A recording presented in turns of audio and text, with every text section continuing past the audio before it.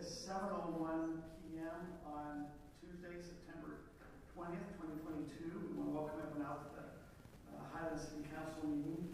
We will go ahead and begin our City Council meeting by an invocation by Councilmember Scott Smith and a pledge of allegiance by Councilmember Saratoga Springs.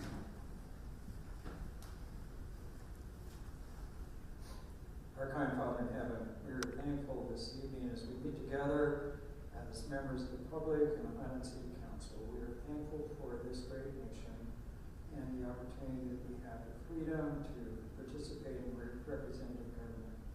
We are thankful for the rich blessings we have as a constitutional republic and with democratic ideals. We ask that you bless us this night, that we may have thy spirit with us, that we may make wise decisions for our community. Help us to listen and deliberate and to think clearly. We ask that you help us to communicate and always be civil and respectful in those things that we participate in. And these things we pray for in the name of Jesus Christ. Amen. Amen.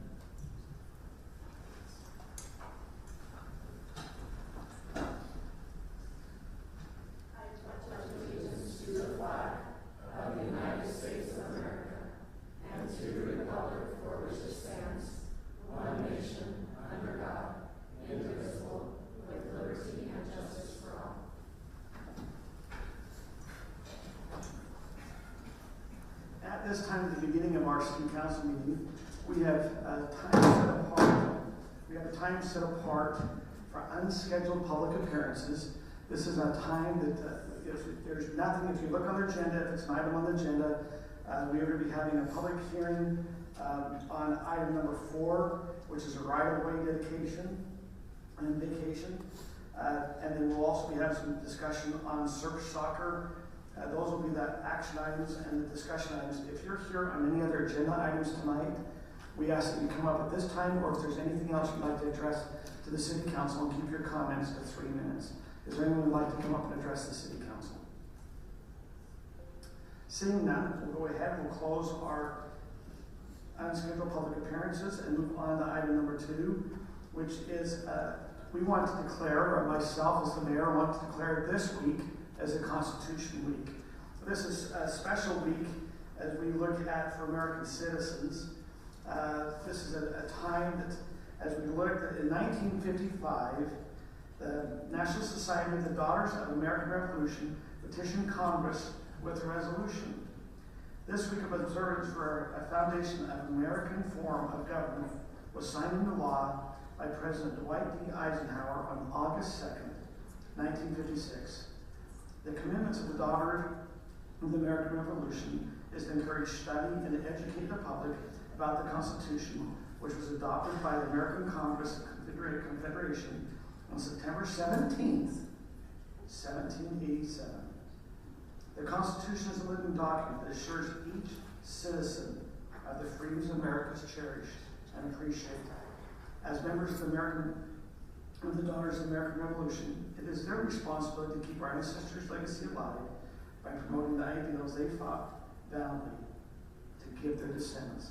At this time, we have some members of the Daughters of the American Revolution that are here. We'd like to invite them to come up. We actually have our judge that's here in Highland. Is one of those, if Judge Bullock would mind maybe come up. I don't know if she'd like to have her daughters or others come up and participate. And just share a little bit about why this time period and why this resolution is important to them.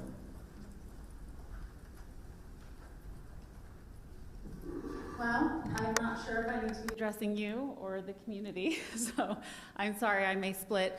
I was told to limit this to 30 seconds, and I'm not sure I know a single attorney who's able to be that thrifty with their words, but I will try. One of the things that you may notice first are the ribbons that are worn. Obviously more elaborate on mine, but for my daughters as well. One of the most interesting things about this is, something that you cannot see. And that is that right above the heart is a pin that on the back has a name. And the name on mine and on theirs is Daniel Holiday. It's a name that you won't have heard.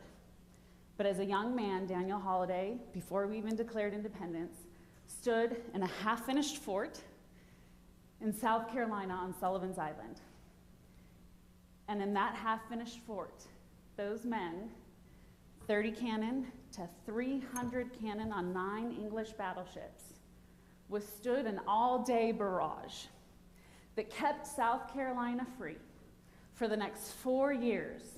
And when the English decided to they needed to take South Carolina, they bypassed that fort altogether because they had learned their lesson. They had been humiliated by a handful of American colonials with a tenth of a cannon and even less ammunition.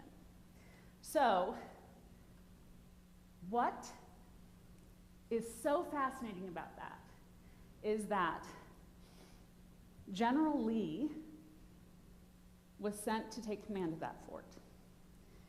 And John Rutherford, the president of the South Carolina legislature at the time, told Colonel Moultrie, who was over the fort, "You are to obey General Lee in every matter except for the abandonment of the fort." And General Lee arrived and said, "It's a slaughter pen. We must immediately move to abandon this fort." But they didn't. And the supplies that came out of South Carolina were critical for the cause of the colonials and the American Revolution. For what would you stand in a slaughter pen?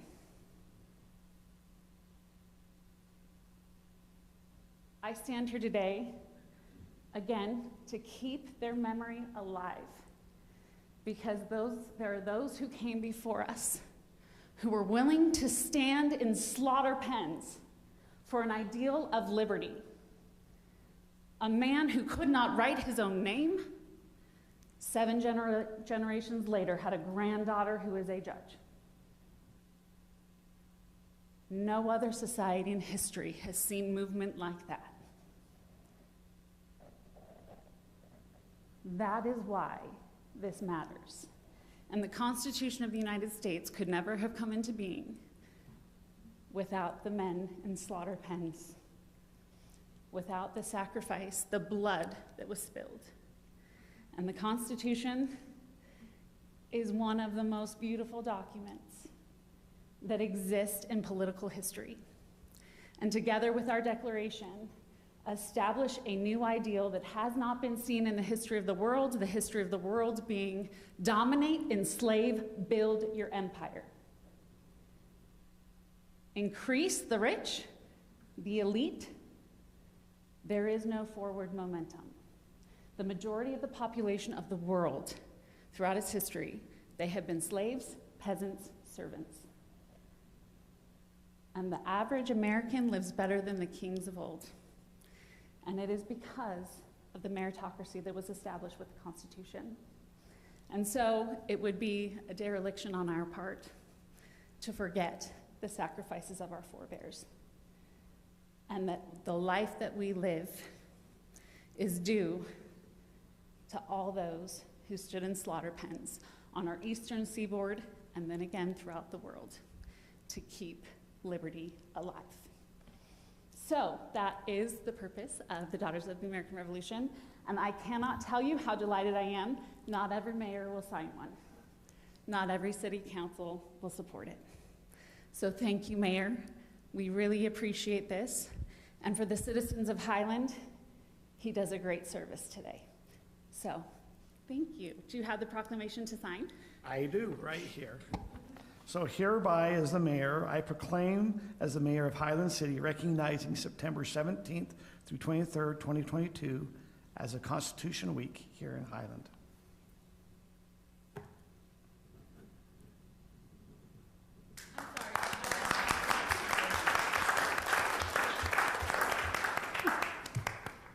Thank you for your passion. I took way more than 30 seconds, my apologies. But nobody had unscheduled business, so maybe I took their time.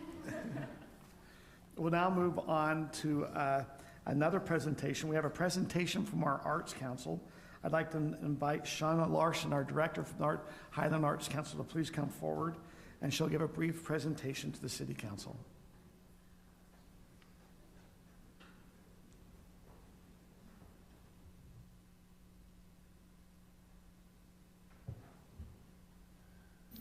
So I'm here for two reasons today.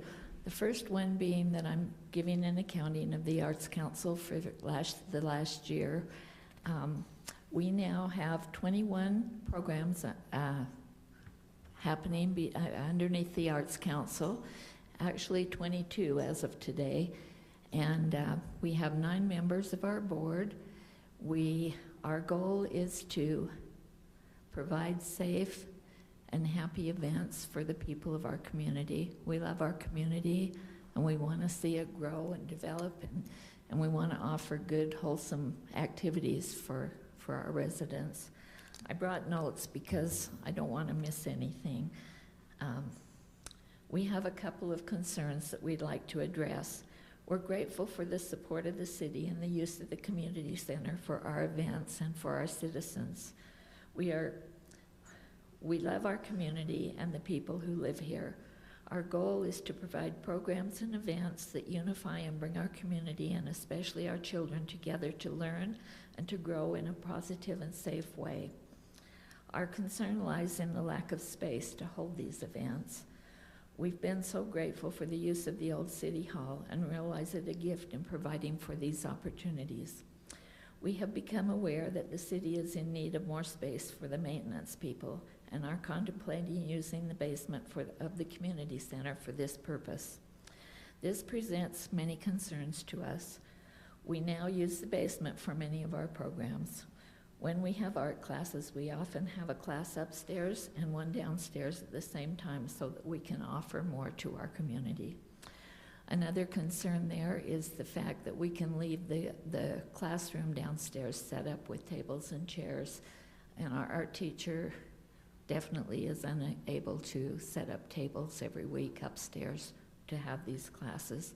Also, our supplies are kept downstairs in a closet, and that would mean that we would have to haul the supplies upstairs every week to have our classes.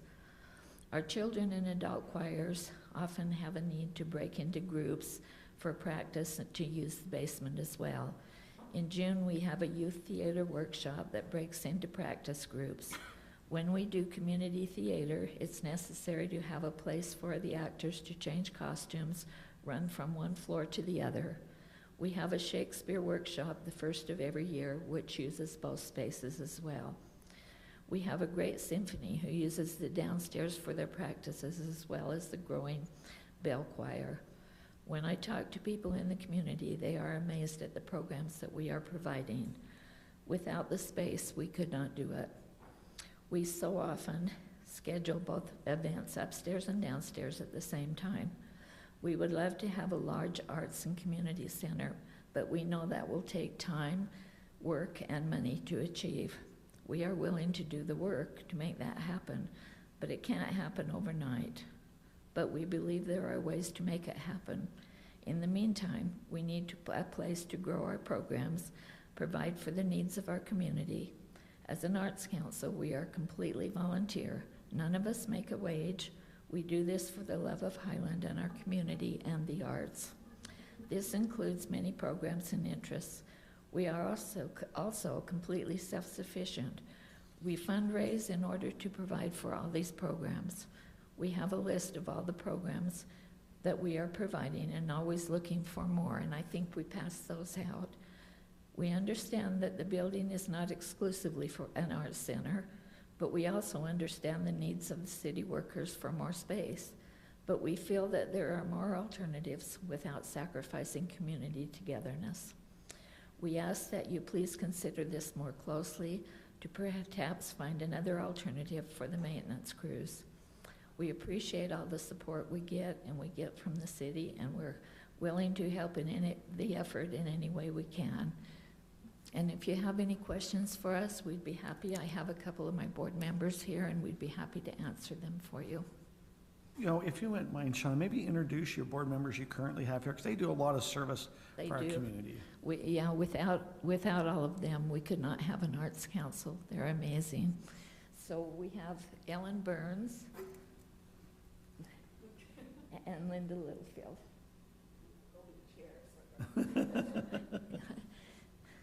So thank you. Is there any questions that the council has that they'd like to ask Shauna?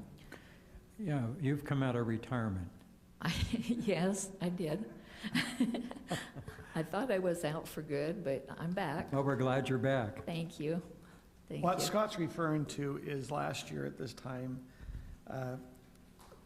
Shauna stepped back because her husband passed away.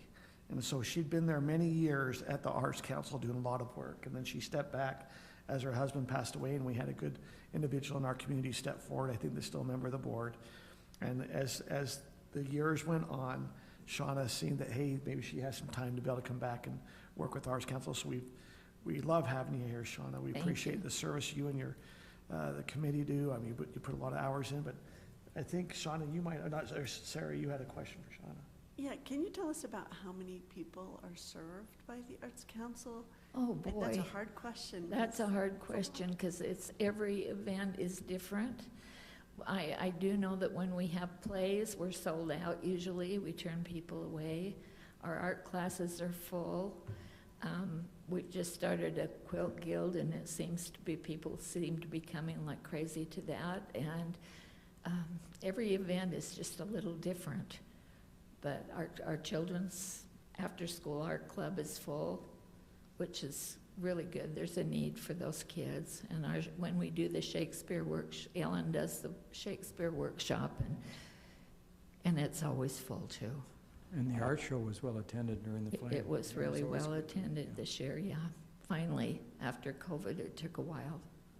But some of the other things, and we have a youth choir, we have an adult choir, we have our bell chime choir that goes on, you know, a number of the things going on community-wise is done from our Arts Council. But I think one of the things Shauna had tried to share is her concern as a council. We've looked over at the community center as we're looking to expand for our parks department to maybe do a building over there. It would be for our parks department, be able to have some offices as well as restrooms, as well as an area to store all of the our lawnmowers and parks equipment. And Shauna's just expressing a concern about if we take that bottom area, what happens to their different classes. Am I Right, sharing that's that right, correct? thank you. So, is there any questions with that? I mean, go ahead. When you do workshops, such as the Shakespeare workshop, Mm-hmm. is that like an acting scene study, or is it more like a literary appreciation type of? Let me have Ellen answer that. That's actually a youth workshop, and we put on a play. So we've done a different play every year. What are you planning on doing this year? We've had some requests for As You Like It. I've already done As You Like It before, and so it'll be one of my first repeats, but it's a good show. So, I mean, I'm probably As You Like It. Great, thank you. Any other questions? Well, Okay. Thank you very much. And Thank will you you. share back to your board members, thank you for all their time and what they helped the city? Certainly, thank you. Okay, thank you. We will now move on to item number 2C. We have an update on our Highland Fling. We have Miranda that's going to come up and share with us a little bit of update from our city event that happened in August.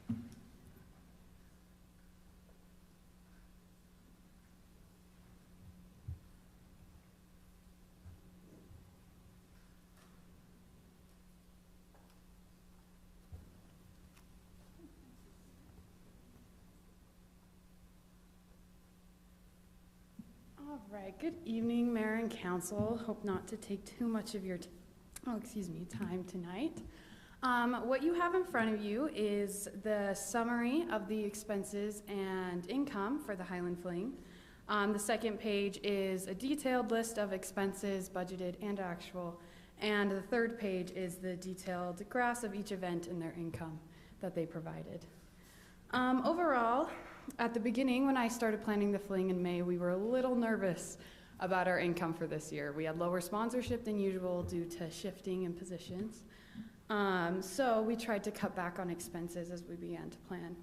Luckily, with help from Aaron and others, we had two of our biggest sponsors, or some of our biggest, both Waste Management and Rocky Mountain Power, donate to the Fling the end of June. And then Rad Swim put an advertisement in our magazine, which also offered a little bit of a buffer.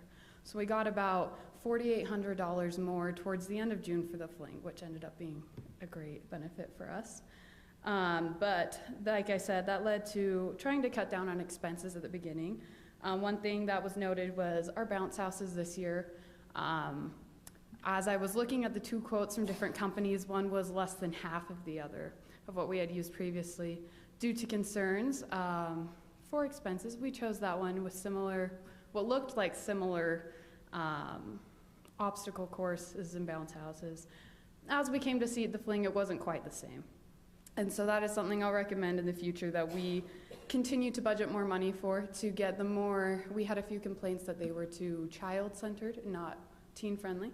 So we'll look forward to getting more older youth being able to use those obstacles as well in the future. We did have the owner of the company we've used in the past reach out and be willing to work with our budget. So hopefully in the future we'll be able to get what we need and within the price we need it. We also chose a different band due to expenses, which ended up working well. I received positive feedback on our band. It was a fun concert. Fireworks as well. We went with a newer company, though they were recommended by other cities who had used them this year as well. We had mixed reviews on fireworks this year. The residents who were at the park tended to love the fireworks show, but any residents who were north or even east of the middle school weren't able to see a lot of them since some were lower than normal. We did have a few safety concerns, but Chief Patton was on top of everything. And so in the future, my recommendation will be to send out quotes for other companies as well. But if that ends up working out, just be aware of different situations and recommend maybe higher fireworks. As well, we spent more on our disc golf course tournament this year, but ended up making more, as we do. That tends to be a growing event every year. It is well loved, and our resident, Brandon Balkman, does a great job at heading up that event. Due to loyalty, we had several companies give us great deals on different things such as generators or background movement of the Fling. We also received a great deal on our audio equipment due to generosity of close friends and people. Overall, things went well. The outcome of our expenses was even lower than with the budget, so we are happy with that always.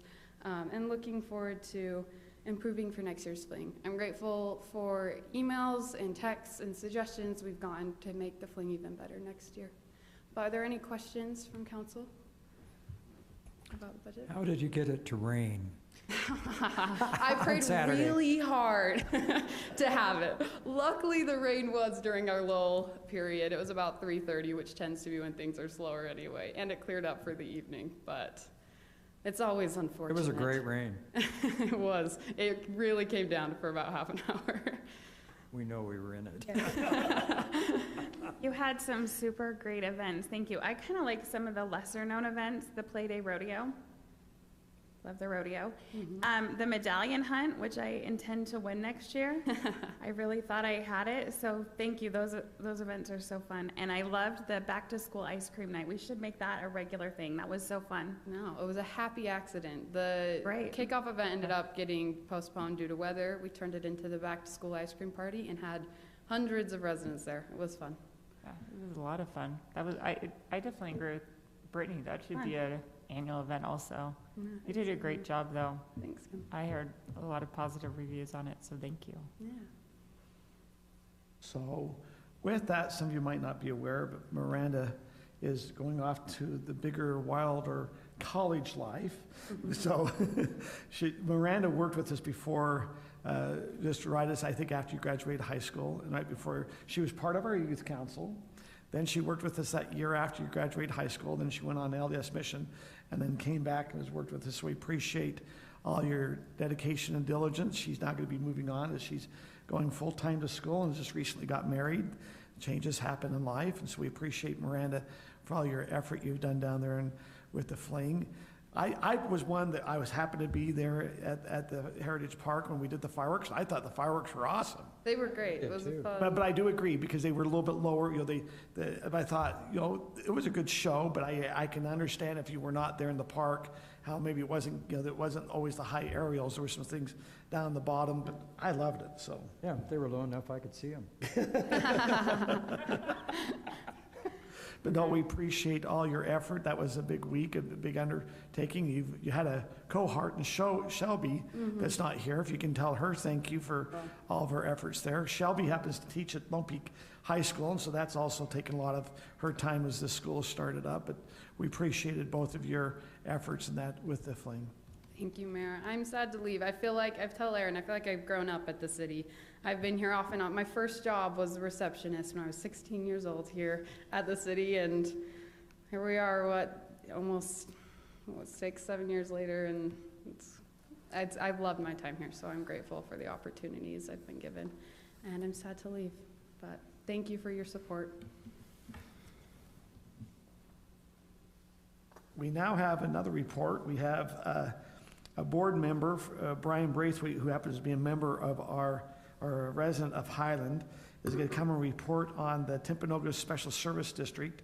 Mr. Braithwaite actually happens to be there as a board member. He's been there for several years, so if we have some questions and that, he's going to share with us a little bit about our sewer system.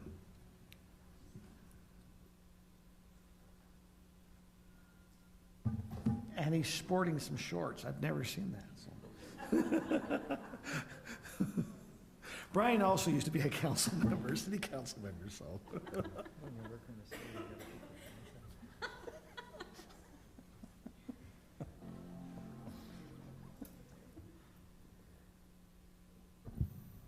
Yeah, one of the nicest things that's happened is I don't have to wear a suit and tie here anymore.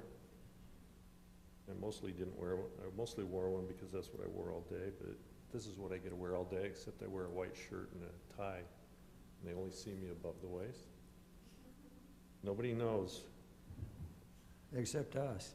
And now we all go.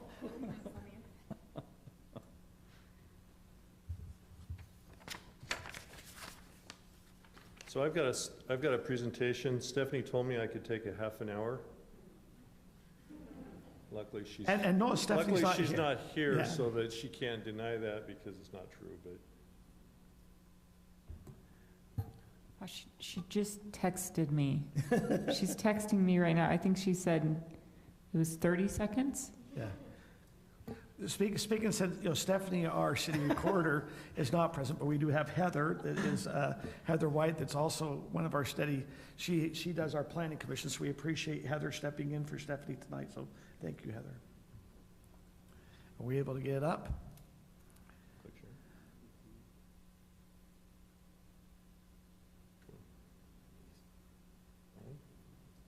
Brian, we're just talking about sewer. How exciting can it be? You want to see this. I mean, think about it, when you go into your bathroom and you push that little lever, what happens? It's magic, isn't it? It's just absolute magic. Not doing it. Oh, there we go. So this is just a little bit of information about, since it's ready to share. My options, allow.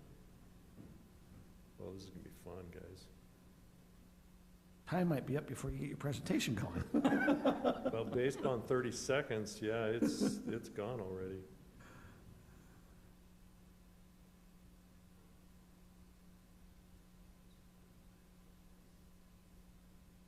Up here.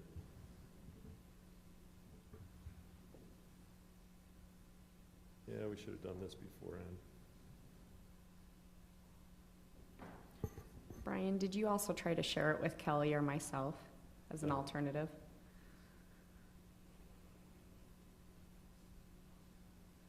No, that would have been smart to do, but it's a well, it's a fairly big file. That's why I would have had to share it. It just has a bunch of really cool pictures of the poop plant that you're all excited. You just can't, you can hardly wait to hear about this, right? Do you still have it on a thumb drive? No, I left my thumb drive at home, but I could transfer it to one if you guys, there we go. Let's Is this it? Share.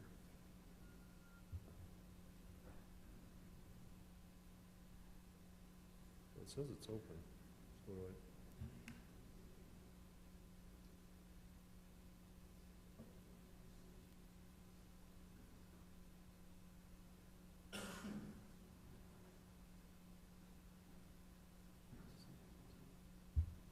Did you have some? Let's ask Chief if he has. They're saying it's a huge file. They're saying it's a really large file.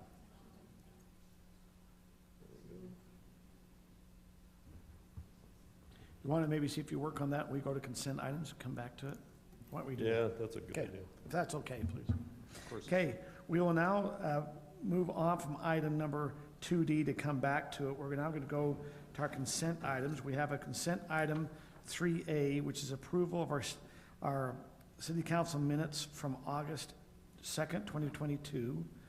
Item number B is a contract with the Legislative Executive Consulting, LLC. Item number C is agreement for Metro Water District of Salt Lake and Sandy. And I want to say Abator, Abator. Say that again? Aberlour. Abernor, isn't it? Oh, it's a L, Lower. Abalor. Abalor. Abalor Development LLC in Highland City. And then we have number D, resolution agreement with Utah County Development Block Grant Program Interlocal Agreement Amendment. Item number E is a final plat of Ridgeview Plat 1. Item number F is final plat of Ridgeview Plat J. Item number J is item number G is final plat of Ridgeview Park. Are there any of those items the city council would like to pull? Mayor, I'd like to pull 3B, 3D, 3E, 3F, and 3G. Okay. Council, is there any others that you'd like to pull? That leaves, the only items on the consent would be number 3A and 3C. Is there a motion for item number 3A and 3C? I'll make a motion to approve items 3A and 3C on the consent agenda. Have a motion by Brittany, I'll second it. second by Scott. Are we going to be able to electronically vote? We'll now electronically vote. This is for item number 3A and 3C on the consent agenda. I'm just gonna say yes, sorry. Do you, okay, so Kim, she said yes, so that passes 5-0. We will now go to item number 3B, which is contract and legislative executive consulting, LLC. Scott, you wanted to pull that. Is there a discussion item there? When I've been talking with some of the other council members, we had a long discussion about this last council, and I think there were some questions from some of the other council members about maybe needing a little more discussion on this before we voted on it. So they just felt like we'd like to talk a little bit about it before we voted formally. So I think when we were discussing informally, there was kind of 3 people were interested in proceeding. But I think Brittany had some questions, and I believe Councilwoman Sarah did too, and I thought maybe they'd like to bring those forth. Yeah, thanks, Councilmember Smith. Yeah, I was just,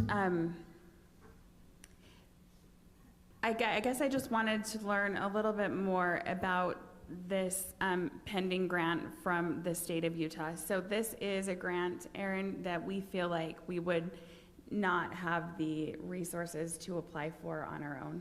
We would apply for it, but we wouldn't have the connections to maybe elevate our application to help it stand out above any other application. There's nothing special about our project compared to others, but this individual would help us to be able to be seen as a project worth note, is our understanding. That makes sense. I guess and this is nothing against the contract, I guess. It's just philosophically, it's frustrating that we have to spend money to get a grant that we should qualify for. I guess the process is kind of frustrating to me, that that's just what it is, that we have to do that, but I just think it's so unfortunate. So so the public understands what's being discussed tonight is we are looking to hire a consultant to help us with the grants throughout this next year, to help us with this legislative process and the grant process with the state of Utah, to help put us in more of a favorable light. And that's unfortunately in the environment of the government environment we're in, it appears we need consultants to highlight and put a spotlight on certain items. A lot of different entities hire consultants to help them through the legislative process or the grant process, and this is what is the concern being raised. So. And I realize it's not anything we can do anything about in this setting. It just is something that bothers me generally. And then this is just a one-year contract, correct? Correct. But then if there were other projects that we saw that would be valuable in the coming years, we would also. Yes, I mean, well, and even in this year, right? So based on the council's direction from last meeting, we've already worked with the individual to help in our grant application. It's ready to go as soon as it's available.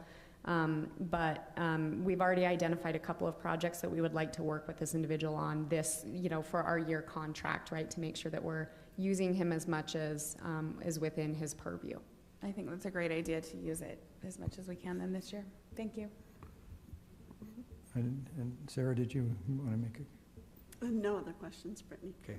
So I do have a question. So as the staff and the mayor, are you feeling pretty comfortable that we're going to get a return on investment? I guess there's never a guarantee, but we're allocating $100,000 in a small city budget, hoping that we get some millions in grants, but we may not get any of it. Do you feel comfortable, Mayor, that there's a good chance that this is going to work for us? I mean, obviously, he's a consultant for MAG, Mountain Land Association of Government, and they've been pleased with him getting a lot of grants and things. So as we did some background checks, as the consultant's only as good as the contacts and as the experience that they have with the different, grants or legislators. This happened, the Legislative Executive Consulting LLC, which is what the company we're hiring, they have come back highly recommended and have been very effective in the process with those cities. So it's not just the Mountain Land Association of Governments that hires him and has kept him on for this next year, but other cities have also used a similar consulting firm and have been very pleased. What probably brings them to highlight is some of the other cities that said, hey, we've not been able to get certain grants or certain funds as we were applying, but as we hired these consulting firms, they, if you want to say, put the spotlight, so it raised it up towards the top of the pile, so it's spotlighted towards when they were looking at the grants to show them if everything's equal, these, this helps you, there's at least someone out there talking about our project, someone that's highlighting our project of why we need the funding. Versus, if not, it kind of just gets put in a pile with the hope that it's sitting there amongst all the other grants. So in your opinion, this is a good thing to pursue? Yes, but it's unknown. It is correct. We do not know if we definitely, on any of the grants we apply for, we cannot pay based off of performance. Like we asked, we were wishing we could just pay a commission based off of performance. But the state legislation does not allow for that type of performance paying. So you have to kind of put the money out to hire the consultant to be able to get them to work for you, so. Well, and I think there's some benefit that this consultant lives in Highland. Correct. So I think he would do everything he could to help his city. So hopefully it works out. So are there other questions or? Any other questions or concerns? And not, I'll make a motion. Okay. So I move that the Highland City Council approve a contract with Legislative Executive Consulting LLC in the amount of $100,000 and authorize the mayor to sign the contract document and direct staff to prepare a mid-year budget adjustment to the Water Enterprise Fund as detailed in the staff report. I'll second. Motion by Scott, second by Kim. While they're going to vote, we are specifically earmarking water projects. We have some water projects we believe that will meet the grant requirements.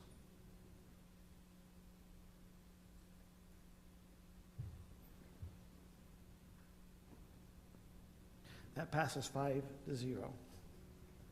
We now move on to item number D, which is a resolution agreement with Utah County Community Block, a Development Block Grant Program Interlocal Agreement Amendment. Is there questions on that one? So the question I had, and I was on the council in 2019 when we went into this interlocal agreement, and this basically provides some HUD federal funds and through the county and funds that are called CDBG program. And I guess the question I have, we renewed our commitment here for another 3 years back in June. But the question I have for the city manager and the staff is, have we ever received any funds in the last 3 years? And do you anticipate receiving any? I'll take that one on. The answer is no to the first. We've not received any funds. As to whether we anticipate receiving any, we're not sure. As the council may recall, we recently updated the moderate income housing timeline and part of that was to implement a policy where you directed staff basically to go look at this and see if there's anything that works for this city. It made it, and we're going to do that in the next few years, it may that we come back and report to the council that this really isn't a good fit for Highland and our overall goals. It's one of those things that we've kind of maintained our eligibility for, but haven't thoroughly investigated how it really works into Highland's goals. So that was, we executed this interlocal agreement before, so we kind of re-upped it, and they're asking for this amendment, and we were going to send it back to council, then start looking to see if this is something we really want to continue looking at. So as I read through most of this contract and different things, I always get a little apprehensive when you start looking at the red tape and the strings associated with federal funds from HUD and also that are kind of channeled through the county, because as I read through some of this, it looks like if we do get funds for certain projects, in many ways the county takes over. And I'm just a little concerned because there's so much pressure coming from different government entities for us to institute more and more high-density housing, which is really, moderate housing. And I think the people of Highland, by and large, have said repeatedly, we don't want any more high-density housing. And there's plenty of opportunities for high-density throughout the north end of Utah County. We put in, allowed Ridgeview to come in, and they're pretty high density. Our town center's high density. So my only concern is voting for this. Are there strings attached that may open the door that we have to bring in a lot more high density if other areas of the city are developed? Do you have any opinion on that? I think your assessment and your feeling kind of on that is correct. If the contract talks about entering into project grants with HUD and the Community Block Development Grant Program, if we do that, it will certainly come with strings attached. The thing that we're not able to answer right now is whether any of those would be worth it. Honestly, it may be that none of them are. And so I think this is a matter of, we have maintained our eligibility, and staff is now going to go talk to them and say, okay, what are your programs? Do anything work for Highland in terms of not just do they want it to work for Highland, but does it work for what this council and the residents all want for Highland? And so this doesn't obligate us to take funds. It makes us eligible to take funds and to enter into those grants. But we would get, and by we, I mean the council, would get the ultimate choice on whether to accept any of those funds and all the strings that go with them. So it doesn't obligate us by approving this? No, it sets the background of, if you take our money, you're going to be bound by all the things that it says in here, but we still have the choice of whether to take the money or not. Okay. But our goal is now to go look at, okay, what programs are you offering, what money, what does that come with, and maybe we'll come back and tell council, we don't need to renew this for, the next 3-year period. But this is not, if we get another grant that's not part of this, they're not going to say, hey, since you're part of this program, you've got to abide by the federal laws and certain things that way. Correct. This is actually very specific, and one of the amendments that they've asked us to add into, because we just passed this just fairly recently, one of the amendments was to clarify this is specific to a certain type of program that they offer. So this doesn't apply generally to other federal fundings, such as one we're getting for water meters. This is entirely separate from that. But it does preclude us applying for some other kinds of grants, right? Because it says in the contract, by executing the agreement, the city understands that they may not apply for grants under the small city or state programs from appropriations for fiscal years during this period. So there's nothing in there that we would want to apply for with our newly hired consultant. With HUD, likely not. The county, this is an agreement between us and the county. The county wants to be the one managing these programs on the larger scale. So they've asked us to do this, if we're going to do any HUD projects, to do it with the county instead of trying to do it on our own. I haven't looked at all of the programs, but usually those types, like Councilmember Smith indicated, those are, you know, redevelopments for higher density or project type housing. That's typically what these involve. There may be some more accessibility type grants that might be useful to the city. But I honestly haven't looked at every grant that might be available under that other program. So, and I mean, I think it's fine. I think it's interesting how many items are appearing on our agendas recently that are kind of giving more power or control to governmental bodies that are not as local. Just something to watch. Okay, any other discussion? If not, are we ready for a vote on number 3D? There's a motion.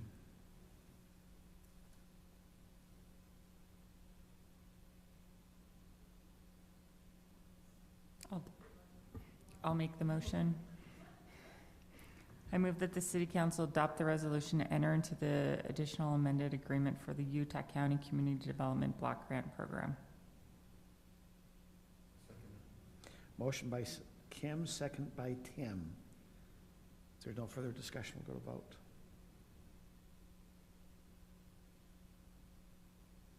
We don't have a screen up here to vote on. Do we just need to go to vocal? We're going to just do a verbal vote. Tim? Yes. Kim? Yes. Scott? No. Brittany? No. Sarah? No. That does not pass. That is a 3-2. That does not pass.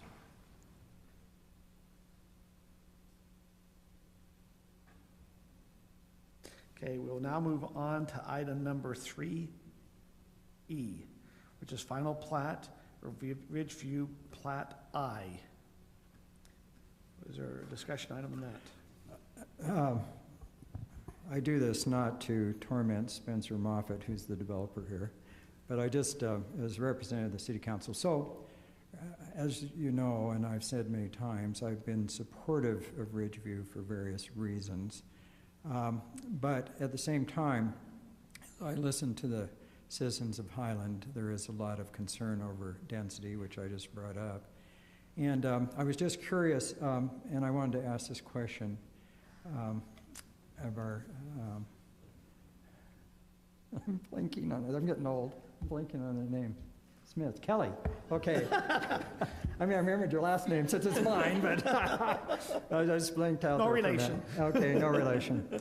But on the density, on this that they're approving here in the Ivory Homes, we have Plat I and Plat J.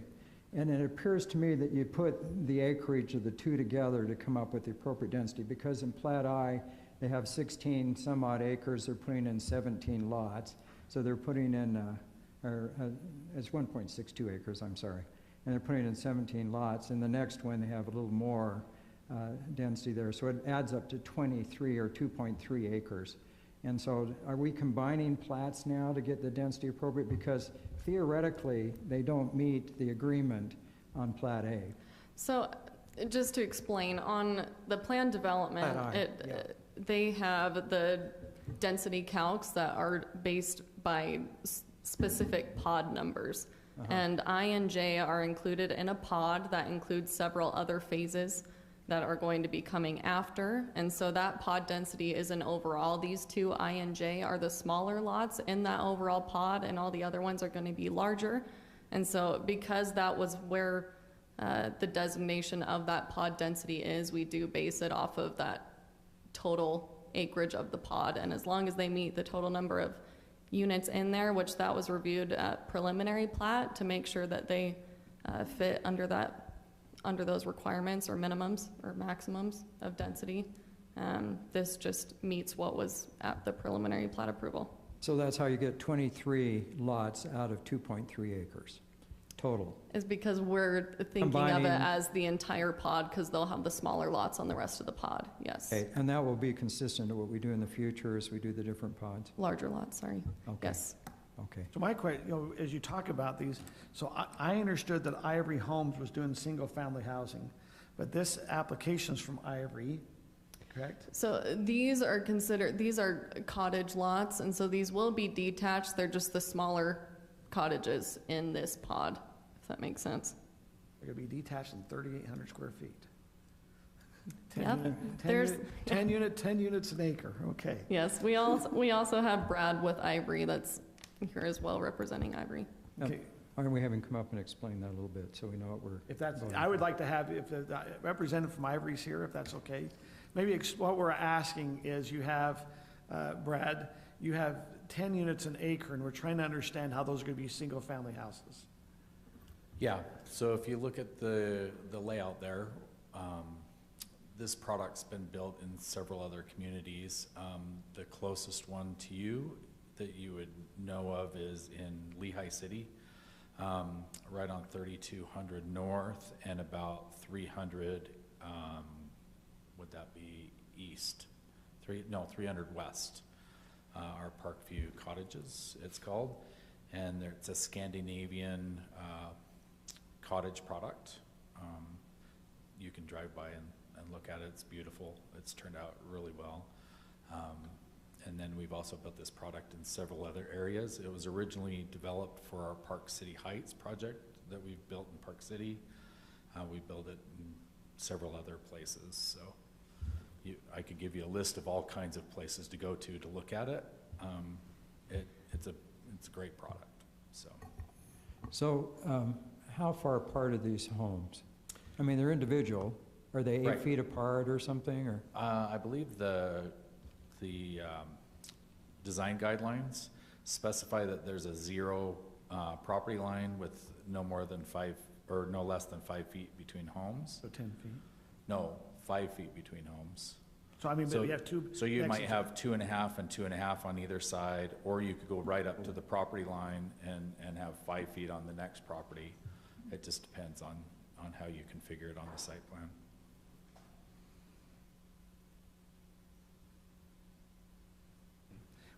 With this product, are you anticipating, how soon do you think you'll start moving on this type of product? Well, the road's paved in front of it, so we would like to put the laterals in and have it repaved this fall on this Plat I in particular, and we would start immediately on it.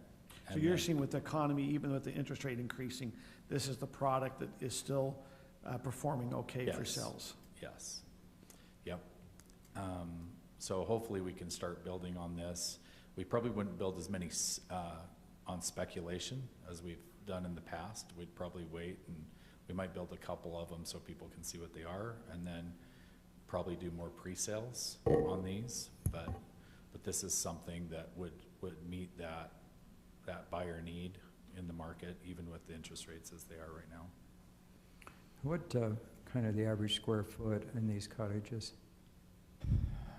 My daughter lived in one of these in Lehigh for a while, and hers was around 2,500 square feet. 3 bedrooms upstairs with a family room, kitchen downstairs, and then an unfinished basement. So do people put a fence in between at 2.5 feet, or is it just all? Yes, and the CC&Rs though will restrict the fencing towards the back of the house, so it doesn't end up looking poor on the front of the house. So we'll restrict the fencing to the back of the house so they can have a little dog or whatever. I believe all these homes will have at least a 13-foot backyard. So it looks to me, from what I understand in maps and different things, that west of Dorado, I think I'm saying the name of that street right. Those are all larger lots as you go towards Highland Glen Park. Well, Plat I and J are similar products, and there's a few up on the north end as well in the future phases that will be similar product to this. And then everything west of that is larger lots. It's exactly what you approved in your preliminary plat. We haven't changed any of the layout. Is it the same model as the Parkview Cottages in Lehigh, or is that just kind of the? Yes, it would be the same type of home as that. Okay. Actually, no, that's a rear-load home. The model is actually a rear-loaded version. It would be, there's units that back onto the Lehigh City Park in Ivory Ridge that we built. It would be like those units. Okay. So they're actually larger than the model home that's there. Any other questions on this item? So, Scott, are you discussing item 3E and 3F together? Yeah, I just wanted to know how the density was calculated, so I think you could vote on them together because they're very similar, aren't Is they? there any other questions on Ridgeview Plat I and Ridgeview Plat J, items E and F? Seeing none, we'll now, thank you very much, Thank you, Brad. Mayor. We'll now go for a vote, if there's a motion. Is there a motion? There's probably just a, we need a motion to approve item number 3E and 3F of Ridgeview Plat I and Plat J. I'll make a motion. Okay. I move that we accept action items 3E and 3F. I'll second. Motion by Tim, second by Sarah. This is not the vote, correct?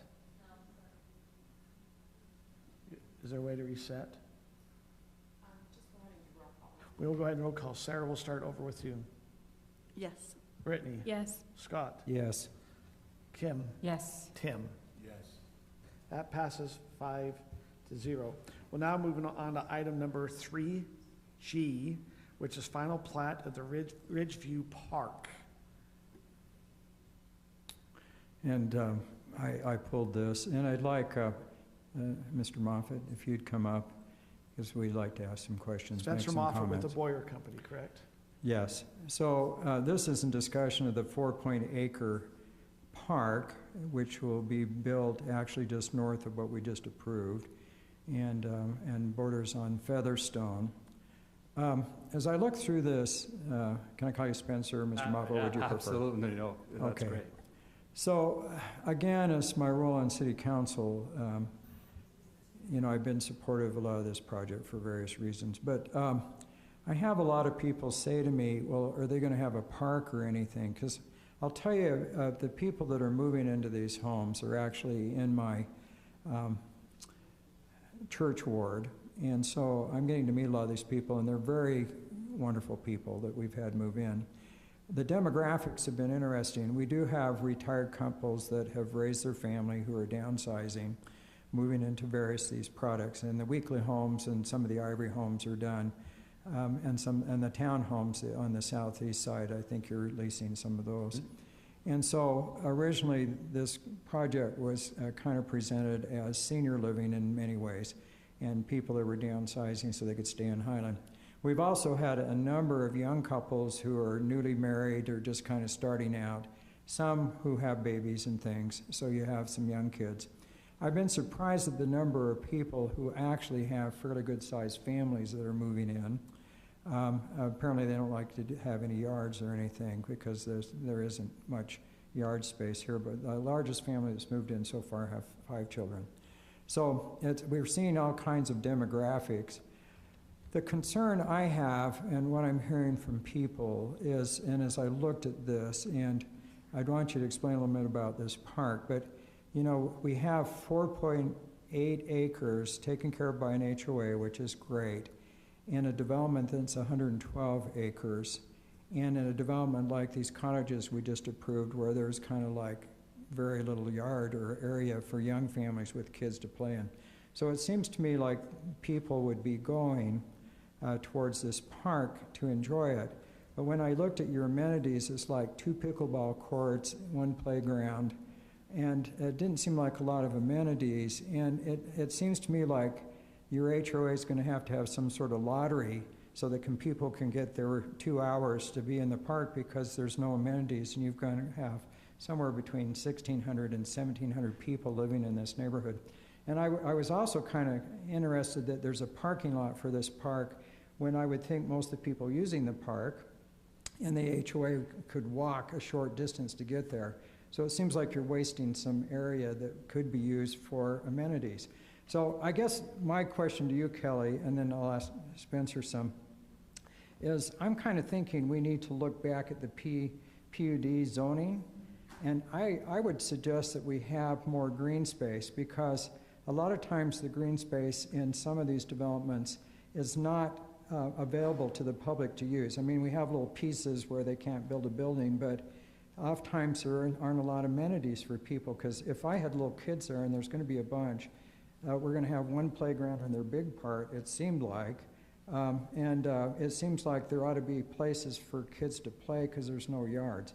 So that's a general comment, and I'm hearing that from the public. So I don't know. I assume it must work in Lehigh in that park, but maybe Spencer kind of give us some wisdom or some of your experiences. You've worked on some of these high-density things, how people respond to the park space, what sort of amenities you need. It seems to me like you need more amenities than 2 pickleball courts and a playground and some open grass area.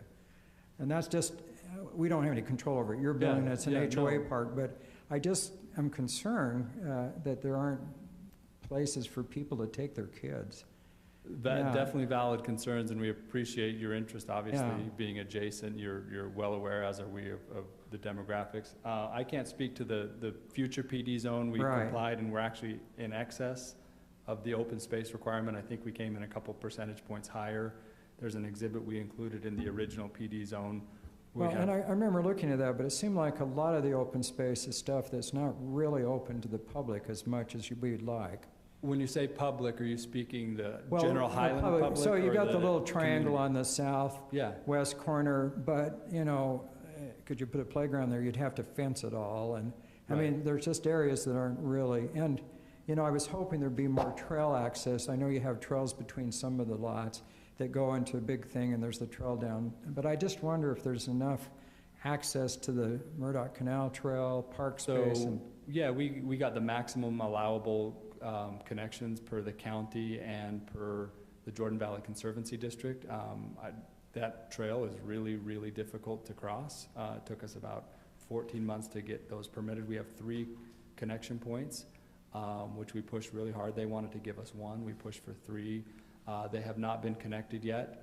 We don't want to connect into a construction zone. We're more worried about people coming off the trail into a neighborhood that's under construction than we are people getting out at this point. But we do have approval for those connections, and we provided that to the city so that, you know, those have been approved.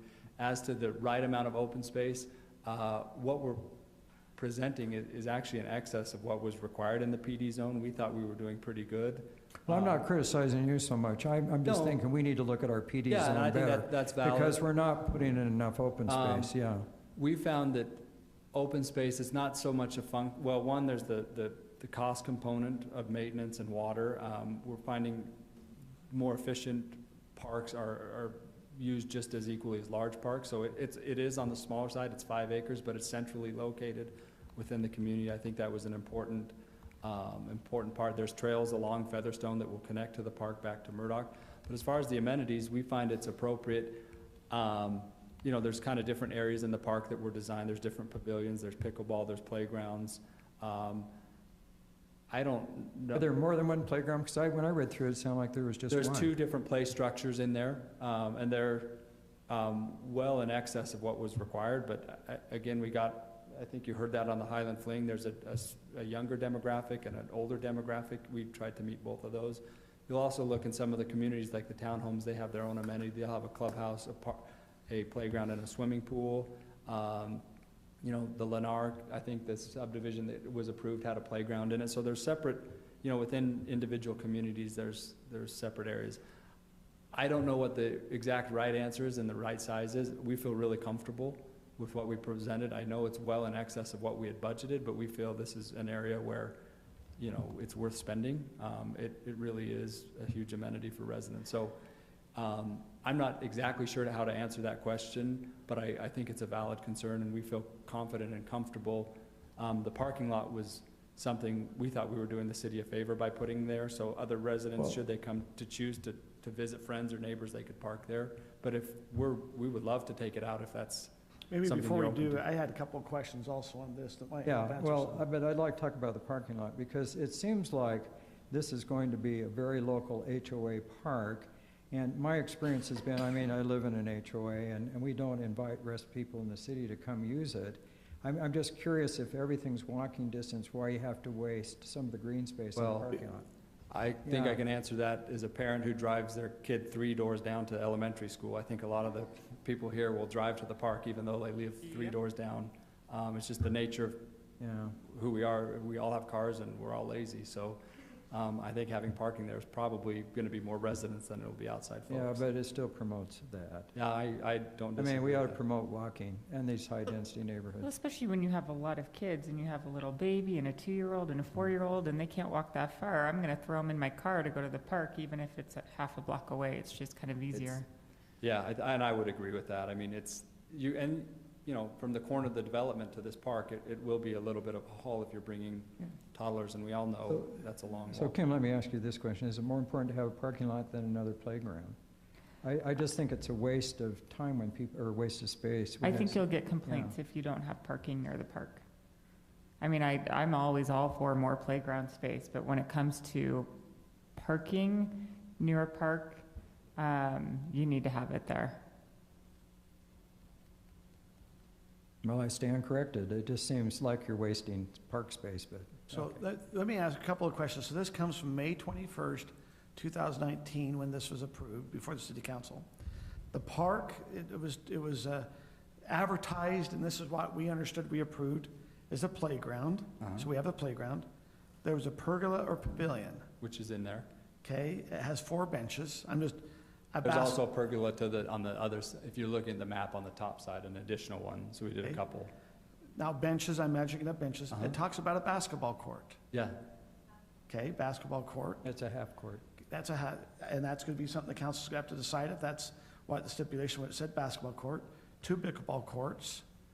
And then it talked about the flex and carriage pods would have a minimum of 10% recreation area. yeah. Kelly, is it kept to that? We got rid of those. That was originally, in the original pod, it had some residences, like as part of that pod facing the park, and then they ended up increasing the size of the park, and that's when the change on the Lennar pod, like Plat F, changed to the townhomes.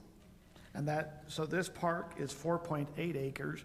In their presentation, they said it'd be a 4-acre park. So that, what you're saying is that 0.8 of an acre has been added to this park. Okay. And staff, I do recall that now, we originally, in that same area plan that was, or the PD zone that was approved, we had houses on the park, and staff pushed pretty hard to remove houses from the park, because it kind of lost the feel of a community park if you had houses abutting it. So I think we pulled out 6 or 7 units from the park. And then Scott, this is why I wanted to, the question came, and I actually asked the question to Spencer. It says, I asked about the stipulations with specific questions regarding the maintenance of the park by the HOA and the number of public roads. Spencer Moffett explained that everything in the development will meet the city standards for public roads would be public, but there would be some private roads and the carriage pods. Although the park would be maintained by the HOA, it would be a public park. I think, yeah, and I don't remember I think we had conversations about allowing the public, you said, we talked about gating it and not are we gonna have police there to rebuff neighbors? And of course, we're not going to. We're gonna allow them to come in. But the intent, if we're maintaining it and own it, we talked about giving it to the city. Staff had said we don't want it. We're struggling under the maintenance that we have. And I think I remember having that conversation. The intent was not to deem it a public park. No, and we clarified that in that May in the 2019. It says, okay, so it was verified. The HOA has asked we asked that will the open space then be city or maintained by the HOA? You stated to be out by the HOA. Yeah. It's also in the stipulation that at the time, when will this park be built? Is it now coming in right now? Because at 35% of the build out, it's supposed to start being built. We're well under that, but we want to get going on it. Or it was phase 2 or 35%, I believe. Anyway, I'm just trying to make sure where we're at. Yeah, for sure. So we're in the process. Then it goes back, and it says, Spencer said that all the trails and open space will be maintained by the HOA, but will remain public. So on Featherstone, those are in the public right-of-way. So they are owned by the city because it's within a public right-of-way. The HOA is maintaining that. We're also maintaining Canal Boulevard. That's in the public right-of-way. But the park will be open to the public. Yeah, it will, yes. I think and if I'm not mistaken, and we can go back and review it, there's a conversation, how are you going to control who comes and who goes? And that's correct. And that's what I'm just trying to verify once again. Yeah. It's to be open to the public. Yeah, I mean, we're not going to check people's residency card at the park and say you can come. I mean, if a neighbor has a friend over, that's great. That's the purpose of a park. But it's not public from the perspective of the city owning it. And as you look at pickleball, I know when there's two pickleball courts, it does, people don't seem to, they're going, well, I don't know if I can get on if there's two. If you happen to have four, they seem to think they can get on the pickleball courts. Well, and if with four, it becomes a destination where people start coming from outside. I think that's one of our major concerns on the number of courts. If it becomes a complex, you attract, and we've seen that anytime we've built multiple pickleball courts, you attract a lot of people where there's 4 or 5 courts because they know they can get a court. And so 2 seems to be a good number where residents will utilize them, but it doesn't invite people from all over North Utah County to come and find a pickleball court in your city. Just out of curiosity, do you know what the 2 pickleball courts might cost you? We've been going out, we're just curious to see what the open market can get pickleball courts versus a government market. Depends on the day, but I would say you're probably for 2, $90,000 to $100,000. And that's post-tension slab. That's kind of what we're getting. Yeah. So I appreciate your comments, Mayor. I appreciate, Spencer, that you're saying, well, the public can use this park, but if I lived and was paying a fee every month to maintain that park, and there'll be 689 families doing that, yeah, I find that there's some resentment that develops if everybody else is using the park. So even though we're not going to have the police in there, I don't think we should advertise it as another public park. It's an HOA park. I would. And you're not going to kick people out if they're there, but at the same time, it's not fair to the people in your HOA that's paying for it. Yeah. Definite. I guess it's defining a public park. If it's owned and maintained by the city, no. But if we're having people who are outside of the community who aren't technically a resident, can they come? Yes, they. If they're with a neighbor or a friend, they can visit it. That's what I'm not gonna. I guess when I'm saying that it's not a public park, it doesn't have a gate around it with an RFID that you have to scan as a resident of the community. But I would assume you'd post it saying this is an HOA park. For sure. And it has certain hours, because it's only fair to the people that are paying extra for it. Absolutely. And if we have an HOA management company, and if it becomes an issue, there may be some enforcement procedures, but generally we haven't seen an issue with that in other communities, given that it's not a destination park with soccer fields and baseball fields. It's more of what we call a passive park. It lends itself to a community rather than a region. Okay. Can I ask one last question? I know. So Kelly, they have a lot of parking there. And I'm kind of hung up on the parking. I know where Kim's coming from, but do we need that much parking since everybody lives there? I mean, it's good to have a few open ones, but it just seems to me I'd rather have it in green space than in parking. Does this have to be, how many parking spots are there? There looks like quite a few. Looks like 24 or 25. If I'm being honest, because we've been considering it a private park and not publicly owned or maintained, we haven't been reviewing this as what do we want there as far as amenities or parking spots. As far as development code goes, most of our parking requirements are based on square footage of commercial buildings that are there. So we don't really have something to base it off of. Maybe 15 parking spots instead of 24?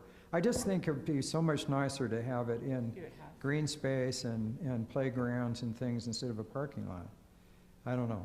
As far as staff review goes, as long as they're providing the minimum requirements for open space and their amenities that were in the PD, as at the staff level, we couldn't necessarily ask them for less or more. Mainly, again, just because I say that we've been reviewing this as this is their park, all we're really looking at is the park strips and where it connects to our right-of-way. So the number that's portrayed on this is not coming from the staff, that's their concept drawing? No, that's what they presented to us. And I can provide You know a little my bit of opinion on the parking, so. I yeah. appreciate that, and one of the reasons we do structure it like we have is we'll have events in the community that are community-specific. We'll have food trucks come out. We'll have, community festivals that are HOA-specific. And so, typically something like this would serve as the hub for those events, to bring it's a smaller scale event, and this would be where those are held. Now, in your development over in Lehigh that I toured with you, do you have a park of the similar size and parking? That's a totally different animal. We have a 45-acre park, but that's city-owned and maintained. Okay, but it's right there. Yeah. But then we have the Highland Glen Park that's on the west side of your development. Too. Yeah, but that was a totally different negotiation with the city. They had a different objective, so they gave us density in lieu of parks, and there's all sorts of, negotiations that took place because they wanted something very specific in that community. So the community was built around that need. Okay. What are you going to do with the high school kids who park there? Great question. I think the Featherstone, it's same thing with Highland Glen, right? I mean, those issues that you have had in Highland Glen, we anticipate having some of those here. I will say we have the ability to enforce, and the HOA has towed and booted cars, and that'll put a stop to the problem really fast. At the high school, when we put up some Jersey barricades, they don't park there anymore where we're doing work on 10100 North. So it'll be an education process. So you would boot and tow high school students, but not other residents who come to visit the park? No, I think if it's a problem, we would notice them first. We don't go straight to boot and tow. We post, people without permission will be towed, and you give them a warning. And if it's a perennial offender, and we'll keep track of that, I think it'd be a tow issue where we notify them. Same thing you do with residents who are parking illegally on streets. That's not exclusive to high school students. That's a problem with residents. We've towed our residents in other communities who aren't obeying parking rules. Okay, do we have any other questions? If not, we could be ready for a motion. I'll make the motion. I move the City Council approve the final plat for the Ridgeview Park, subject to the 3 stipulations recommended by the staff, which are listed in the agenda. I'll second. Motion by Scott, second by Kim. Ready for a vote?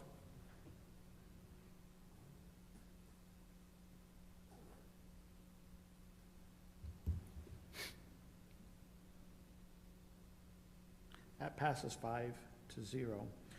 Thank you, Spencer. We appreciate your feedback, and thanks for being great to work with. Thank you, Spencer. We now move on to item number 4, which is a public hearing and ordinance, a right-of-way vacation and Beacon Hills and Highland Hills plat G. Mayor, did you want to go back to the TSSD presentation? That's right. Are we ready? Kelly, I think we Okay, overcame our technical we will go back to item number issues. 2D, which is the Timpanogos Special Service District. Now I'm under real pressure to get this done quick, right? Yep. After all of that. Yeah, it is. So I just want to give everyone a feel of the impact of what TSSD is and what's happening and what's coming in the future, so that you kind of have a general view. I'm going to give you these packets so that you can read into it a little bit more depth of the stuff that I'm going to talk about. This is also a summary, but it's a little bit more than what I put into this.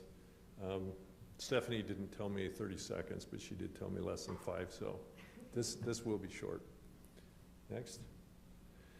So we have going on over the next few years some huge changes. Our plan is a third of it is 40 plus years old, and we have a population between now and 2060 that we're going to be 2.5 times the size that we currently are. And so the production or the cleaning of the water is going to have to match that. And so we have plans that go out for the 60 years. And so here is the price tag of what's going to be happening just in this initial phase. And so in the next 10 years, so that we meet the needs of our 2030 population, this is the price tag we're talking about. It also includes some of the upgrades that are going to be impacting that third of the plant that's over 40 years old. So there's a lot of money being spent. We have a lot of new people moving in, but it's also going to impact us as a city and our residents here. Go ahead and go to the next one. So this is what we currently process. So if you want to know how much is going on and how much effluent is hitting the plant, we are taking out on a daily basis 194.5 tons of solid waste. So that's not water being processed. That's how much stuff is being taken out of the water that hits the plant. And currently we have to take that and do something with it. It now goes to a landfill. The problem with landfills is any day they could say, we don't want that anymore. The federal government could say, oh, we now classify this as hazardous, and they could say, we don't want it. And so we're working on a plan that allows us to manage that so that we're not dependent upon that particular location, or if they shut us down, maybe we find somewhere in Nevada or somewhere else, the cost of shipping that just becomes astronomical, especially as you look at prices of gasoline could fluctuate. What landfill are you using? Is it Bayview? No, it is, it's further south. Maybe it is Bayview. I don't think It's got to be Bayview. That's really They're the only south, ones yeah. that are south of the lake? Yeah, south, okay. yeah. It is Bayview, yeah. So we've looked at one out in Price, and we've looked at a couple others just as backups that we have actually contractually set, but they could change. They could all stop that, okay? When we talk about how much we're going to be treating, we've looked at it and said we've got to change our facility. We've got to make some changes in how we process it so that we can eliminate some of that cost that's going to be there, how much we're processing, because it's only going to get bigger. If we're going to be 2.5 times bigger by 2060, you take that and multiply it by 2.5 times, that's just unmanageable. And so we're changing processes as we change this plant. So we talked about that price tag that we're going to be going through in the next 10 years. That's phase one of changing our plant.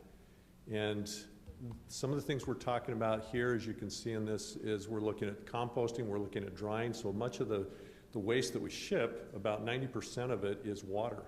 And we squeeze out as much water as we can, but we're only getting out about 10% of that water. And we're talking about finding ways to reduce that dramatically so that obviously we're not hauling all this water, we're hauling more of just the solids. That's one thing that we're talking about doing. Another is we're talking about bringing back composting and being able to be a green site again where people can bring their compost. But we have to do it differently because we shut it down because there was a lot of pushback in the neighbors because of smell. We found ways to do it differently. There's a couple sites that we found that can actually process it. And so we're talking about doing that as a process as well. When we dry it, we can take that material and we can ship it out to some of the dry farmers and they'll take it. They'll actually haul it away. If we compost it, we don't have to haul it. I go down and used to get compost there, and so all the traffic that's pulling it away, it doesn't take any trucks to haul it away because we go in and buy it. The city uses it and was using it for our parks and things like that, all the cities in the district. Next. So these are some of the things as we change our system. The top one is the aerobic process where we put a lot of air in it. The other one is anaerobic, and it starts putting off gases. And if you can see, there's some tanks that would be there. Go to the next slide. We would actually put these tanks in and actually be able to produce natural gas. And you hear a lot about green gas and the cost of green energy and things like that. This is considered green energy because it's reusable energy that is natural, and we can actually sell it at a higher price than what the petroleum type grade of gas that we pull out of the ground would be. And so you can change the value of that. It's 3 to 4 times more valuable. Stop laughing, Kurt. I know there's something funny in there, but we're just not going to go there. Well, wouldn't it be brown gas, not green gas? Yeah, there's a whole bunch of jokes that I could have, but we don't have the time for that. But we believe that we can take and process a lot of this to be able to offset and bring back costs. Now, it's not going to make us efficient to where it covers all the costs, but it takes away much of the cost. It reduces the cost because this is actually profitable in this little piece, but it's not enough to make the whole plant profitable, not even close. But it begins to offset. Instead of being an extra cost by hauling it away, it actually brings some revenue to offset some costs. Let's go to the next one. This is what the plant is going to look like. You'll be able to see that in a little more detail if you want on your own. You can see that in here, but we're more than doubling the size of the plant, but we're also putting some satellite locations that are going to be doing some of the filtration. So the population growth that's really coming is coming from the east side. And I think we must have missed, no, go to the next one. I think it's the next one, yeah. So here's the pipelines. And if you look on here, you can't really see it, but these pipelines, there's 21,000 feet of pipeline that's 60 inches. 60 inches is 5 feet. That's right here. We're putting in a second parallel pipe that's 72 inches, which is right here. They're next to each other. So you can think of the volume of material flowing through that's coming because we're having to put two pipes, 60 and a 72-inch pipe right next to each other to be able to handle this. In the next 10 years, that's the stuff that we're working on, is getting the land, identifying the pathway, and actually putting in those pipes, because we can have one pipe running and we can shift over and build the other one while this one is still available, it still has space available. If we don't do that, then we would be in trouble because there wouldn't be any other pipe to put it. Would you tell us which communities you serve again? So what cities or communities? So you can see here, you can't really see the lines, but it's Alpine. So the top of that is Alpine. So what you actually see, these are the district lines. So every city has their own internal lines. So when you pay some of the fees to Highland City, we're paying to cover our piping, and our piping connects into these. And the fee that we pay to TSSD just maintains these. So we don't allow any single individual to tie into these. It's only a municipality. It has to go through you, and the municipality line ties into this. So there's not a lot of them, but they are big, and TSSD maintains them. And that's where it's all going through right now. The big stuff, you see priority 2 and 3 and 4, those are the things that are going to the right. In the next slide, it will show you some of the things that we're currently doing. We're trying to maintain these so we get these beautiful pictures. I know that they're exciting to be able to see inside of a sewer line, but we've taken cameras and we put them into all of our sewer lines to see what it's doing in there. There's a lot of acids and other things that corrode inside those pipes, and we're able to see which ones are still working and which ones aren't, and we have to replace. So it's a way for us to maintain that. Next one. So this is where that 72-inch pipe, you can see Utah Lake. This is the 72-inch right next to the 66 at CL-N1. Yep, right there. All of that's going to be a 72-inch pipe that ties into a separate pipe that we're going to run down lower at a future date. But that's the work, that's the preparation. Let's go to the next. We look at communities, so here you have American Fork. On the far left of that, it's Saratoga Springs. So Saratoga is on part of the Timpanogos sewer district. Into Nephi, or Lehigh. So Lehigh is also part of all this? Lehigh, that pipe connects to Lehigh, and that ties into American Fork. How about Eagle Mountain? The ones that run up, they're not in there. Yes, Eagle Mountain also comes from that side. So we're going on the west side, not the east side, okay. Only the east side of Eagle Mountain. On the west side of Eagle Mountain, they have their own processing plant. Okay. That way they don't have to pump it over the mountain. So we have Cedar Hills, Alpine, Highland, Pleasant Grove, American Fork, Vineyard, Lehigh, Saratoga Springs, and Eagle Mountain. So it's everything north. Linden? Not Linden. Linden's Linden goes not. into Orem. Orem, okay. Orem has theirs. And then Provo does theirs, and everybody on the other side of the lake does their own. So some of the things that we have currently succeeded in doing is this asset management program, which is a program that lets us know where all these assets are. You got $600+ million worth of assets. You got to be watching them. You got to know what's failing, what's working, what isn't working. And we've implemented that, which is a huge ability for us to really forecast and know what's going on. So that's what we've implemented. The next slide. I think this will be the last one. Is that the last one? Okay. So we've implemented that. We're working on plans to forecast out in the future. There's a lot of money that's going to be spent. We're going to see some price increases. Anybody that moves in gets to pay their fair share. That's what we call impact fees. And that's going to help cover those costs for growth, but it doesn't cost it doesn't cover the cost for replacement. So replacement is our cost, and that will be passed on. So if you have questions, I am free to talk at any time, but. Did you get your grant for the trails and all the things that you presented before? We got some of that. It's still out for some of the other pieces. Okay. but we asked for an awful lot, and so were lots You of got people. part of it. But we got a little bit, enough that made it worthwhile. Good. Okay, I will leave this with who? Kelly? There's 15 of them, so everybody can party on that. Okay, thank you. One question, Brian, I think we talked about was impact fees. You're mentioning, so future growth will pay for the new building and expansion of the Timpanogos Sewer District, but the bigger lines are going to be paid through a user fee, correct?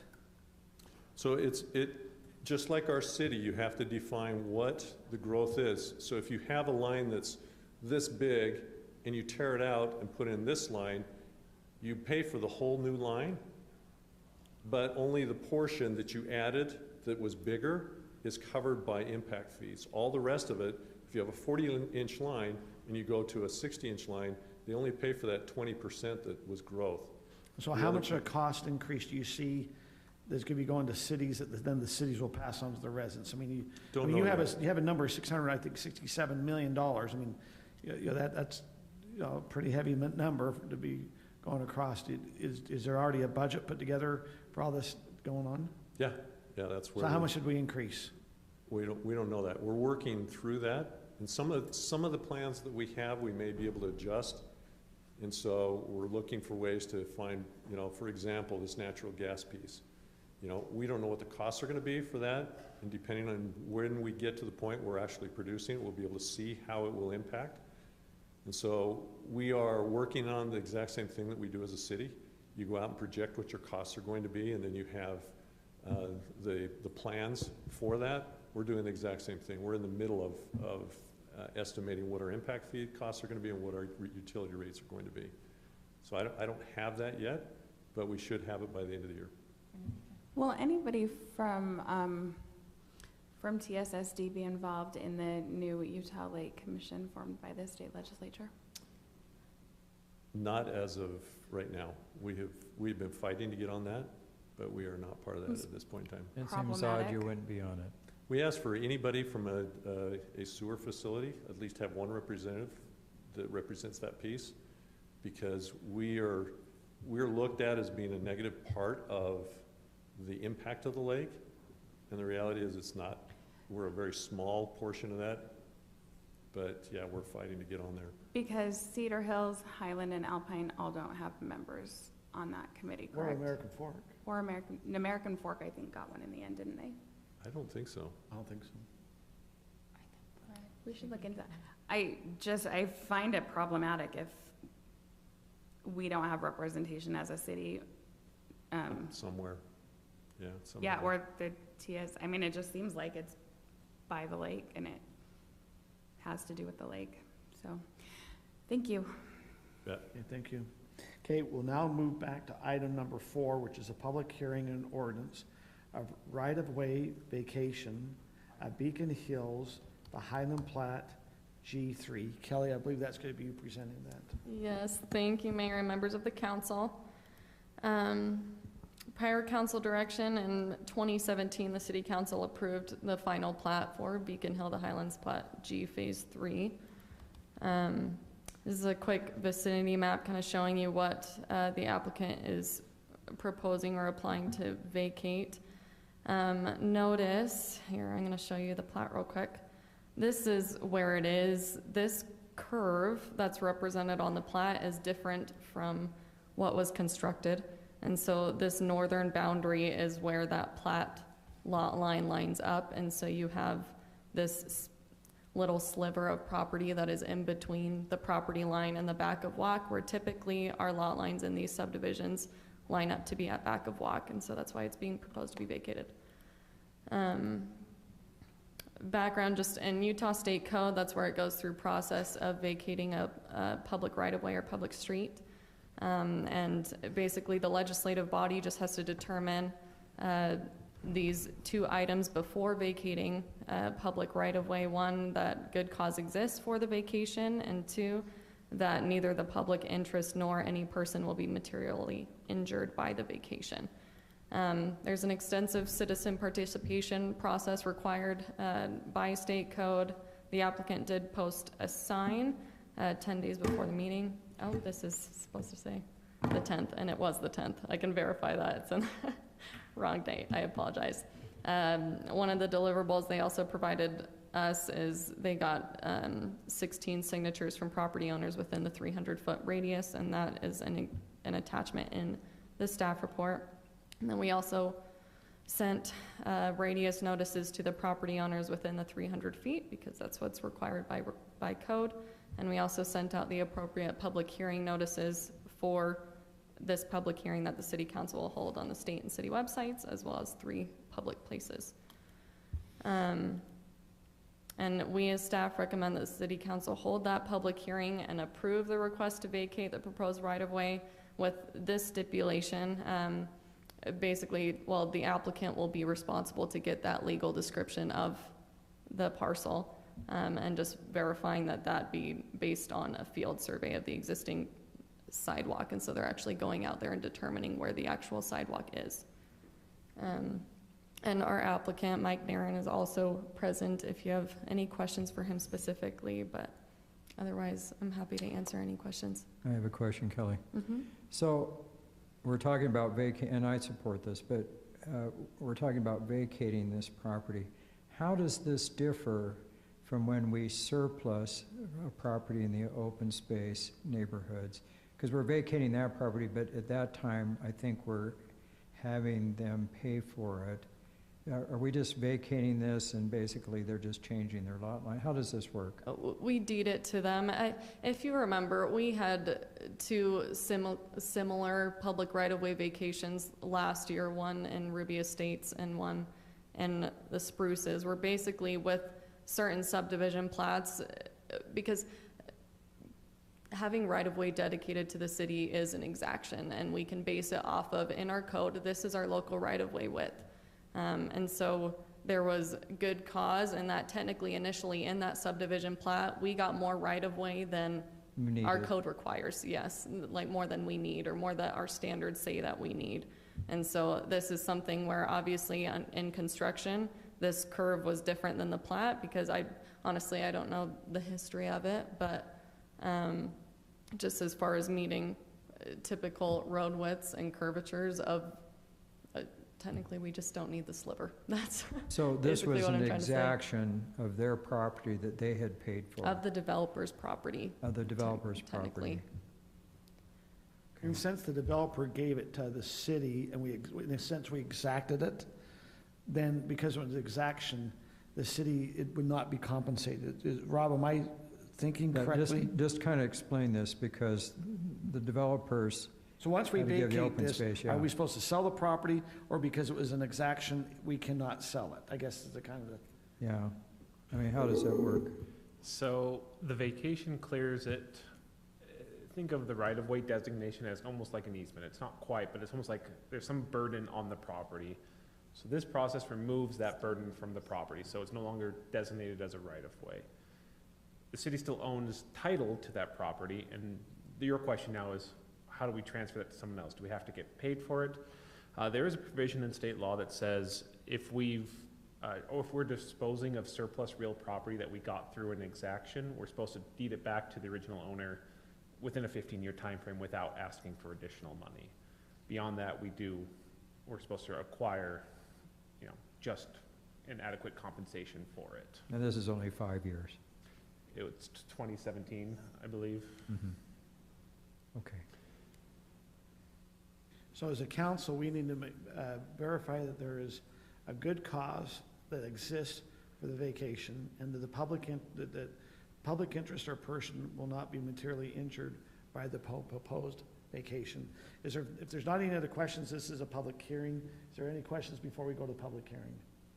At this time, I'd like to open up the public hearing for the right-of-way vacation of Beacon Hills, the Highlands Plat G3. If there's anyone who'd like to come up and address the council, the public hearing is now here open. Seeing none, we now close the public hearing and bring it back to the council. Your gavel's over there. I know, I don't have my gavel. It should be there. Closed. Okay. We now bring it back to the council either for a motion or further discussion. Remember, we have to have a good cause and we gotta verify that the public interest or any person will not be materially injured. I'll make a motion. Do I have to elaborate on that you're I bringing? believe, do we need to elaborate on that, Rob, since if it's vacation? I believe, It doesn't have a negative impact on public use. Oh, but you don't have the finding in there. Yeah, it should say, you know, if you want to go we find there's forward. good cause. Yes, that you approve the vacation, you find that good cause exists and there's no material injury, and then approve vacation. So that should be part of the motion. Go back to the motion to approve. Okay, so just do that and then I'll go back. Yes. So if you want to make the motion, you adopt this motion and then say, with the finding that good cause exists and there's no material injury as part of this vacation. I'll make that motion. So I move the city council approve the ordinance that vacates the proposed right-of-way with the finding that there is no negative, No material, no material injured by the vacation to the city. and that or good cause exists. Nor affected public interest. And there's good cause. And there's good cause.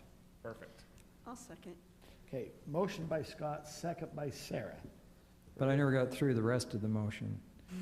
It's in the Beacon Hill, the Highlands Plat G3 subdivision, subject to the stipulation recommended by the staff. Okay, Sarah, do you still second that? yeah, good cause. Heather, are we okay? Okay. Ready for a vote? Mayor, Councilmember Ball needed to slip out for a family matter. He'll be back shortly. Okay, there's only 4 of us, so I'll now start with Kim. Kim?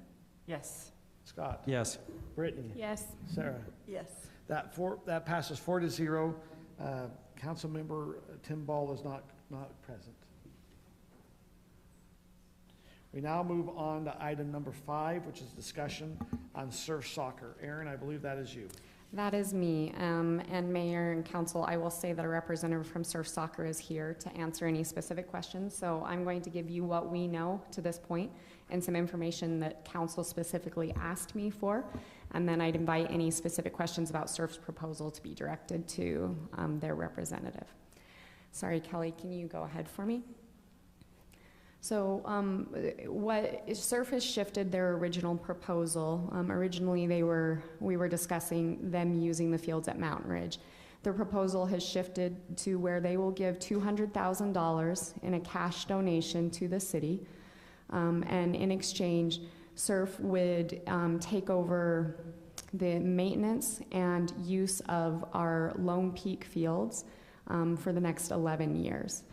That their intention on that would be in May of 2023 to begin that, to give us time to complete the fields at Mountain Ridge Park. Like I said, this was just an email exchange, so we don't have a contract for you to review at this point. Really, we wanted to give you the basic information, see what your feedback was, so then we could we would understand if it was if council wanted us to pursue formalizing a potential agreement with Surf. So what happens at our Lone Peak fields? So I looked at our data for 2022. It's kind of hard to look very historically because we have COVID in there that just messes everything up. But within 2022, our fields were heavily used March through May, and then they really take a break in June and July, and then pick back up again August through October. And so depending on the season, depends on who's using the fields, whether we're talking about soccer teams, lacrosse teams, or other soccer teams. Cedar Hills City has used our fields in the past. They didn't this year, and I didn't get the chance to find out why. It's almost like North Utah County Soccer took over Cedar Hills the same time slot, and I'm not sure if that was a Cedar Hills preference or if North Utah County reserved first or what happened there. But either way, those fields are heavily used.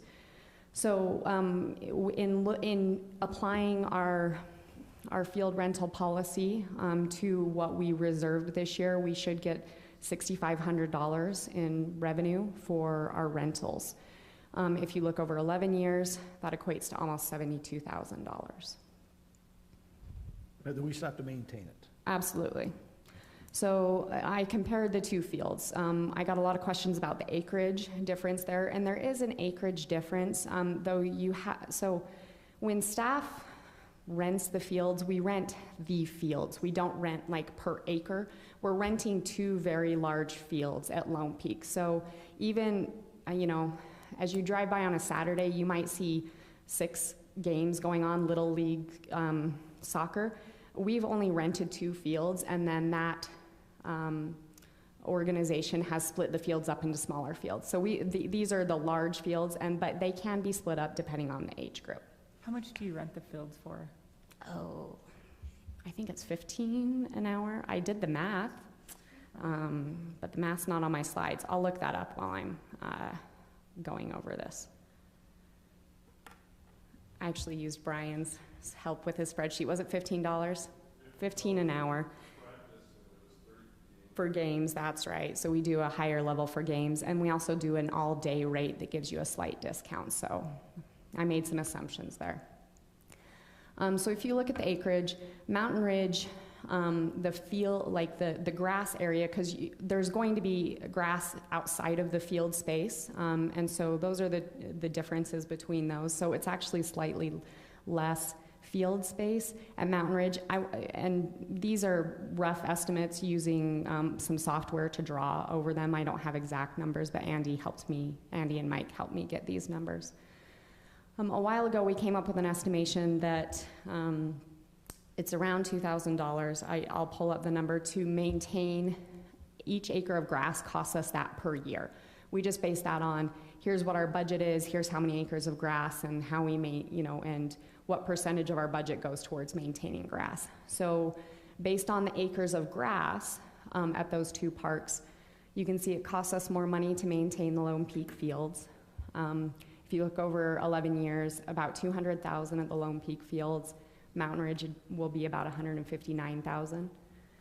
And then, as a reminder, the construction estimate that we've received to build the Mountain Ridge Park fields is $480,000. Now, I'll say that these estimates are the estimates of what the city would put in, both in construction and maintenance. Now, we understand that their motivation is to build a very nice field, and so they will put in more money than we would just because of the different standards between the 2 organizations. Councilmember Smith, do you have a question? Well, I was thinking of one. Are you ready for questions? Go ahead. Let me see. So really, I'm open for questions at this point. So 2 questions I have for council. The direction we need is, are you comfortable with this general idea moving forward? Should we continue to work with staff to formalize this? And if there's more information you need, what is that, so that we can do the research needed for you to make a decision? Okay. So this is my question, and this kind of goes back to parking issues. So I'm going to take the other side of the argument here. On the north side of these fields, there's a small parking lot, which I'm sure is city-owned, but not a lot of parking spots. And so I think people are dependent on the school district parking, which I think is west of the seminary building, as well as along the west side of the high school. Is the high school agreeable to us using their parking for a proprietary entity like SURF? Do you know what I mean? Is there going to be a problem with the school district because they own the parking? I think our uses tend to offset each other, right? These practices are being held off school hours, right? Either on a Saturday or late hours. I honestly don't think that we have any kind of a formal agreement with them. It just naturally happens. And if you've driven down that road on a Saturday, like to go to Highland Glen Park, it's also lined on the road as well, even if it's striped. Cars are there. Right. And so this has been kind of a sore spot because a lot of people park along the red line parts of Knight Avenue, which I think is a problem if you need to bring an emergency vehicle. I jog up that way every morning and count the number of high school kids that are parked in the red zone and by the fire hydrants and things. So I'm just wondering if we need to kind of be careful with the parking, because the parking's either going to be on a public road or it'll be in school district parking, and so that's my only concern.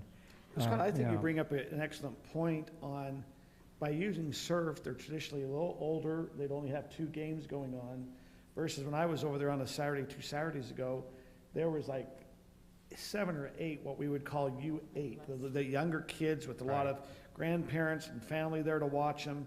And I think, because I look at the parking lot and I go, well, probably for an older soccer, and maybe I'm not familiar with how surf's age range and how many people show up, but I'm going, it appears there'd be at least 50 or 60 parking spaces and what I was looking at here, and I'm hoping maybe that might. I mean, if you use the school district, it's okay.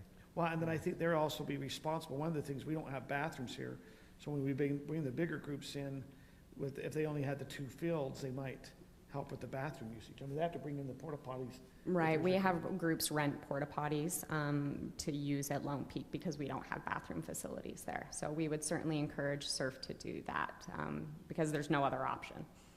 Other than build some restrooms. Yes, that's true. Yes. So, Aaron, what you're asking for, are we comfortable with the general idea of moving Surf from Mountain Ridge Park? Are we open to having them over here at the Lone Peak Fields? Is one way is if that's, and then if we are comfortable moving that, what type of questions or items in the agreement would be looking for? Yes. So, council, what's your feelings? I just have a question. So I know that Surf maintains a higher standard of fields than what the city provides.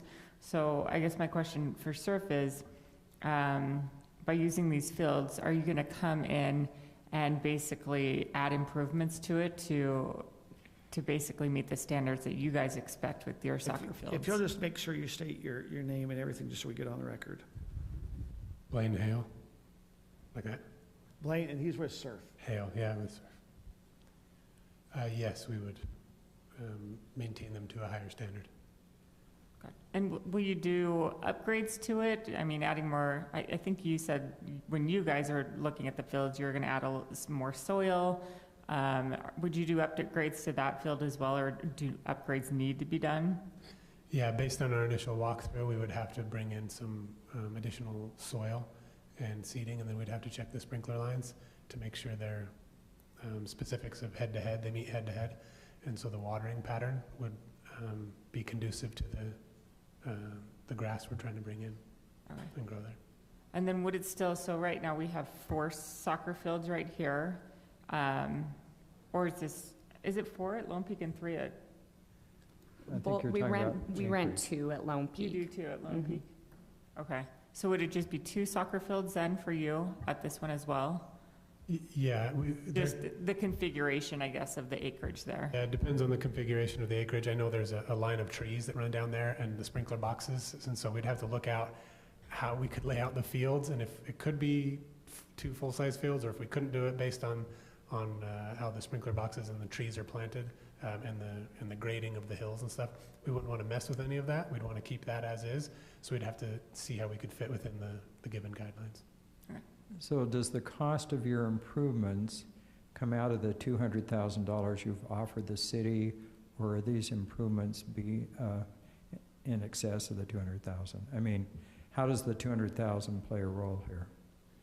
That your cost to improve the fields, or do we get that and you spend other money to improve the fields? Does that make sense?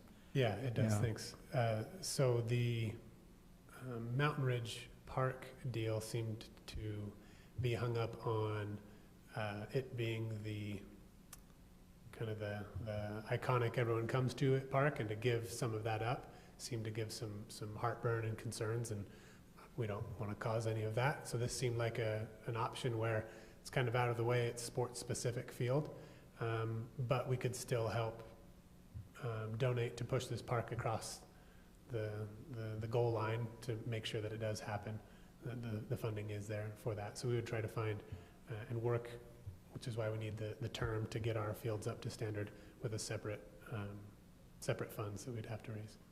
So you're making a $200,000 donation in excess of what it's going to cost you to fix up the field? That's my question. Or does the cost to fix up the fields come out of the $200,000? Yes. You're going to donate 200,000 to the city. Right. And then you're going to go and improve the field on your own. Yes. So it's on top of the 200,000? Yes, yeah. So do you feel like your donation of the 200,000 is going towards Mountain Ridge Park? Yes. Okay, so we had that question, and I think that's helpful. And now, thank you. That's very kind. So Blaine, let's just kind of walk through. I think this is Yeah. from the old agreement. You're looking for 11-year agreement. Yes. And in that 11-year agreement when we were looking at the Mountain Ridge, it had a buyout process in there. Would this proposal still have a buyout process? Yes. And the buyout means that the city deems that, hey, we need to get this property back, we can go and we pay SURF a certain money to be able to get back, to get out of the 11-year agreement. Yeah. Yeah, there would still be the buyout would still apply. And do you have any idea kind of how that plays out? Yeah, it's, I believe it started 2 years, Aaron, in that? Okay, I think it starts at 2 years, but I'd have to go back through the agreement and look, but I believe it was very similar to what the Mountain So Ridge. it'd be like, starting on year 2, there'd be a certain amount we could pay out. Correct. Year 5, it might drop down, there's a certain amount to pay out. Yeah. And so it has a scale in a sense that if the council says, hey, Amortization. I'm sorry, what? An amortization. Yeah, exactly. And with that, but you're maintaining your everything. I would assume are you anticipating paying for water, or would the city provide water? Is that? The city would provide water, and we'd have to find out how much water based on how the fields are looking and keeping it at the standard. What about usage by other individuals in SURF? Is SURF 24 hours a day have this locked up, or are there certain times that others can get on the field? What would be the estimation there? Yeah, so it'd be similar to, I believe it's Exhibit A that we had in the agreement. We outlined everything there.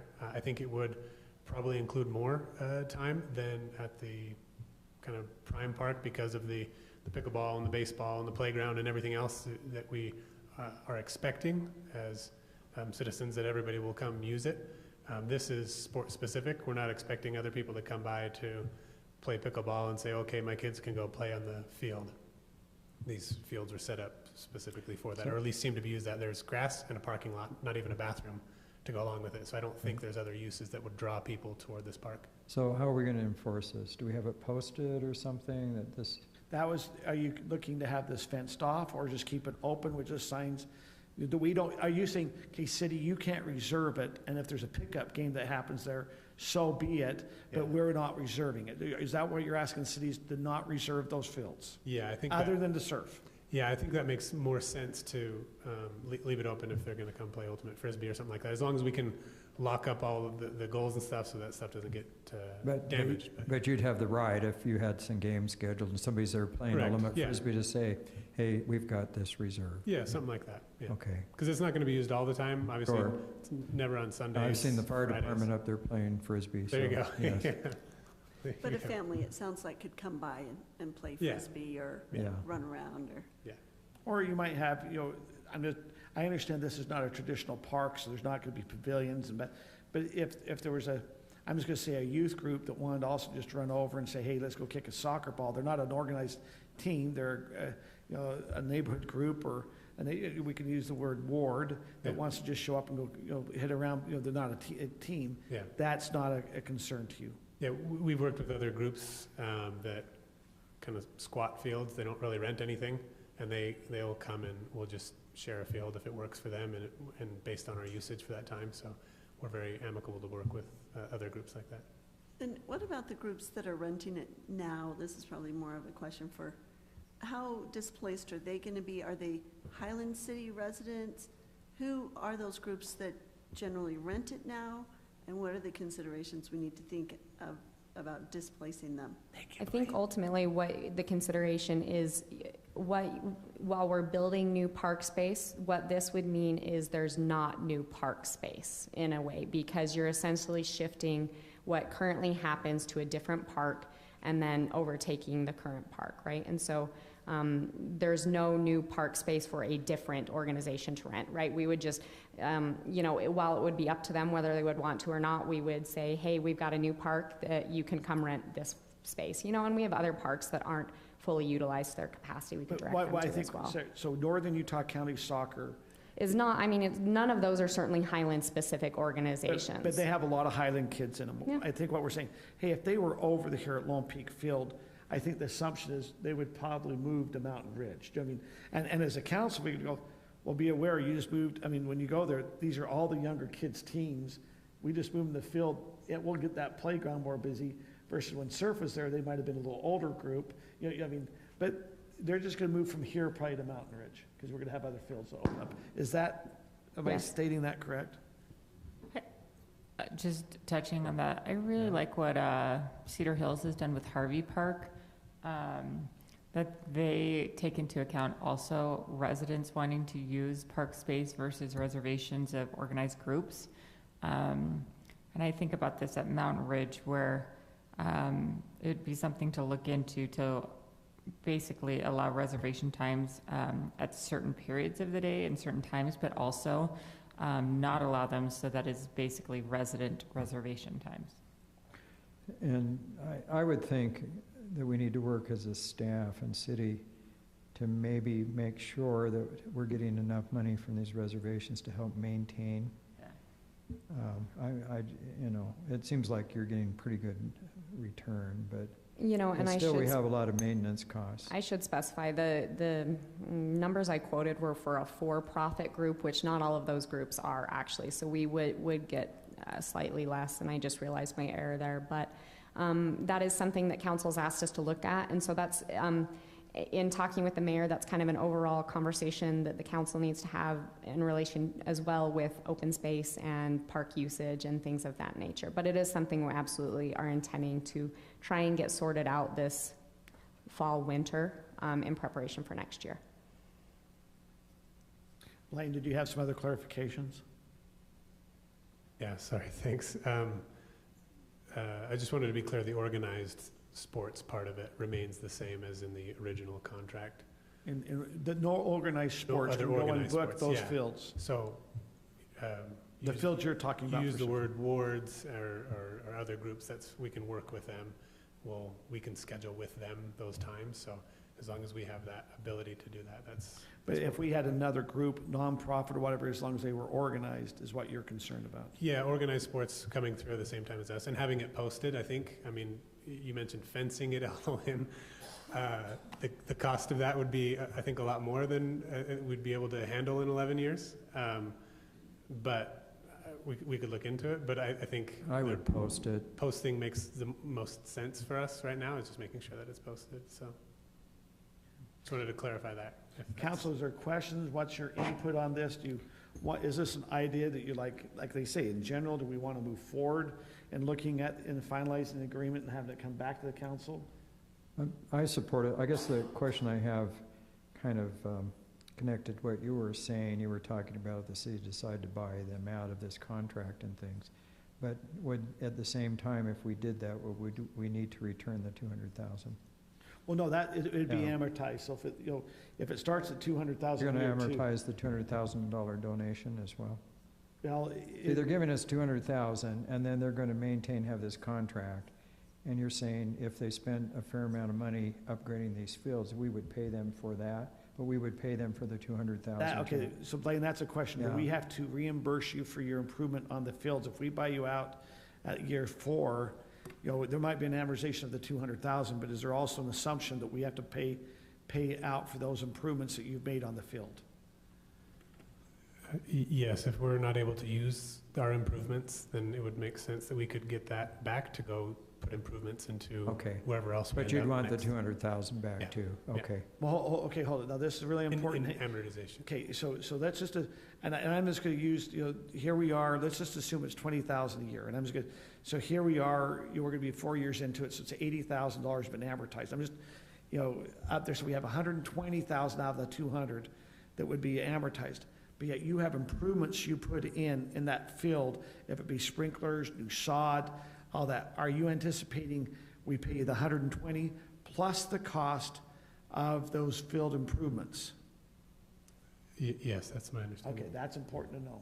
Right, that's why I wanted to ask that. But we don't. But I don't think we ought to plan on that, because what we want to do is have a good agreement. Well, I agree, but I think we need to know how to get out of the agreement. Businessman. I am in favor of this proposal, where I really wasn't with the other one. I think this makes sense for the place. I think it makes sense monetarily. I think it makes sense. That's just not where our families are going to be going. I think it makes sense for parking. So I think this makes a lot more sense. So Sarah, what you're So I'm in saying, favor. when Surf was proposing to go over at Mountain Ridge Park, you'd voiced you were not in favor. Correct. This proposal, by them moving over to the Lone Peak Fields and the way they're talking about their donation, that you are favorable to move forward, start to move forward to the agreement. Yeah, with their donation and with them maintaining that and upgrading it, then I'm in favor of it. Okay, Brittany, where are you at? Yeah, I like this a lot better. Okay. Scott? I support it because it makes Councilwoman Rodella and Sarah happy. So we're going to ask now, Suck Councilmember Rodella. up. Yeah, I mean, you guys have known my views. I've always felt like Mountain Ridge Park wasn't an appropriate place for a private public partnership there, and I had voiced my opinion that Lone Peak those fields would be a more appropriate place for it. I definitely would, like to look at the numbers more, and then also just look at how many. How it'll affect all those that are on the field, how many teams really, and keep going from there in negotiations. But I think this is a much better deal than Mountain Ridge. Okay. Does staff have their clarification they're needing? Yes, sir, thank you. Okay. We will now move on to discussion item number 6, which is an action site plan of the Highland Grove Plaza. Thank you, Mayor and members of the council. This has never been to the council before, so no prior council direction. Here's the vicinity map. As you can see, we're currently in this building right here, and so it's just across the street to the east. The proposed use is for an attorney's office. This is in the town center overlay in the flex use district. It is in a recorded subdivision, and a subdivision called Highland Town Center Park Business Park, amended Plat C, and it's lot number 7. It is in the mixed use land use designation in the general plan, and like I said, it's in the town center overlay, and so we have very specific regulations as far as access to the site, location of parking, landscaping, architectural standards, etc., because it's in the town center overlay. This is the proposed site plan, and so the location of the building is fronting 5400 West or Town Center East. Some of the requirements in the development code and in the Town Center overlay is that the parking be interior of the site. We don't want to have parking lots fronting our main streets in the town center. And so you have the parking that's in the back. As far as this right here, this is probably the main topic that we need to focus on as far as the council. The access, so what we're proposing, what the applicant is proposing, we've been working back and forth to work something out right here. In the town center, it's very specific as to locations of drive accesses on these main roads. We're not supposed to have drive accesses closer than 200 feet from one another. Which almost makes this site undevelopable because of where our existing accesses are. Going back to this site plan, their original entrance was about 140 feet from this access into Highland Vista, and like you see here, our city property has an access just south of it. And so the proposal to meet as best as we can the requirements in the development code for only one access every 200 feet. We're proposing a shared access between this property and Highland City. That's what's reflected on here, and so you have 15 feet on their property and 15 feet on our property. It lines up with the access into our, into this parking lot right here, just south of the city offices, making a nice T intersection right there with the accesses. It will be the developers or the applicant's burden to construct this portion on the city property.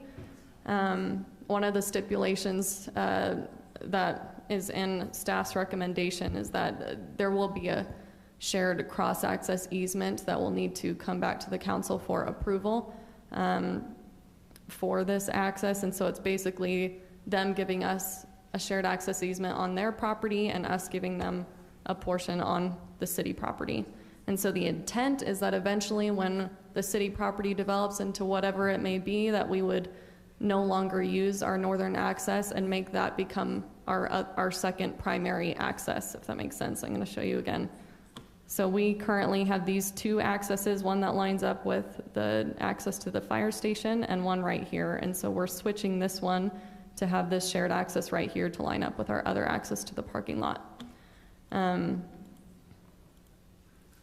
For parking, they've provided the required amount of parking stalls for the proposed use, which 3.5 stalls are required for the office uses in the town center overlay. Originally, they had a larger building and they ended up reducing the size of it to be able to meet the parking standards with the square footage that they had. This is the landscape plan. They've provided 17.9% of their square footage as being landscaped. The minimum requirement is 15%. They've included xeriscaping all around with plenty of shrubs, bushes, and trees that cover throughout it, and this will be privately owned and maintained. You have these two tree grates that match the sidewalk and right-of-way north of it. We actually added a stipulation to shift these further south to center it with the building. Technically in the code it says every 30 feet. We have one of these trees with a tree grate, and measuring it from the existing one with Highland Vista, it just makes it off center. And so we're stipulating that they just move it further south to make it look nice and in line with the building. Another note is this has no screen walls. I'm going to explain why. Technically in the code for a commercial developer, when they're adjacent to residential uses, we require them to have a screen wall, which would be just a solid 6-foot tall wall along the property boundaries.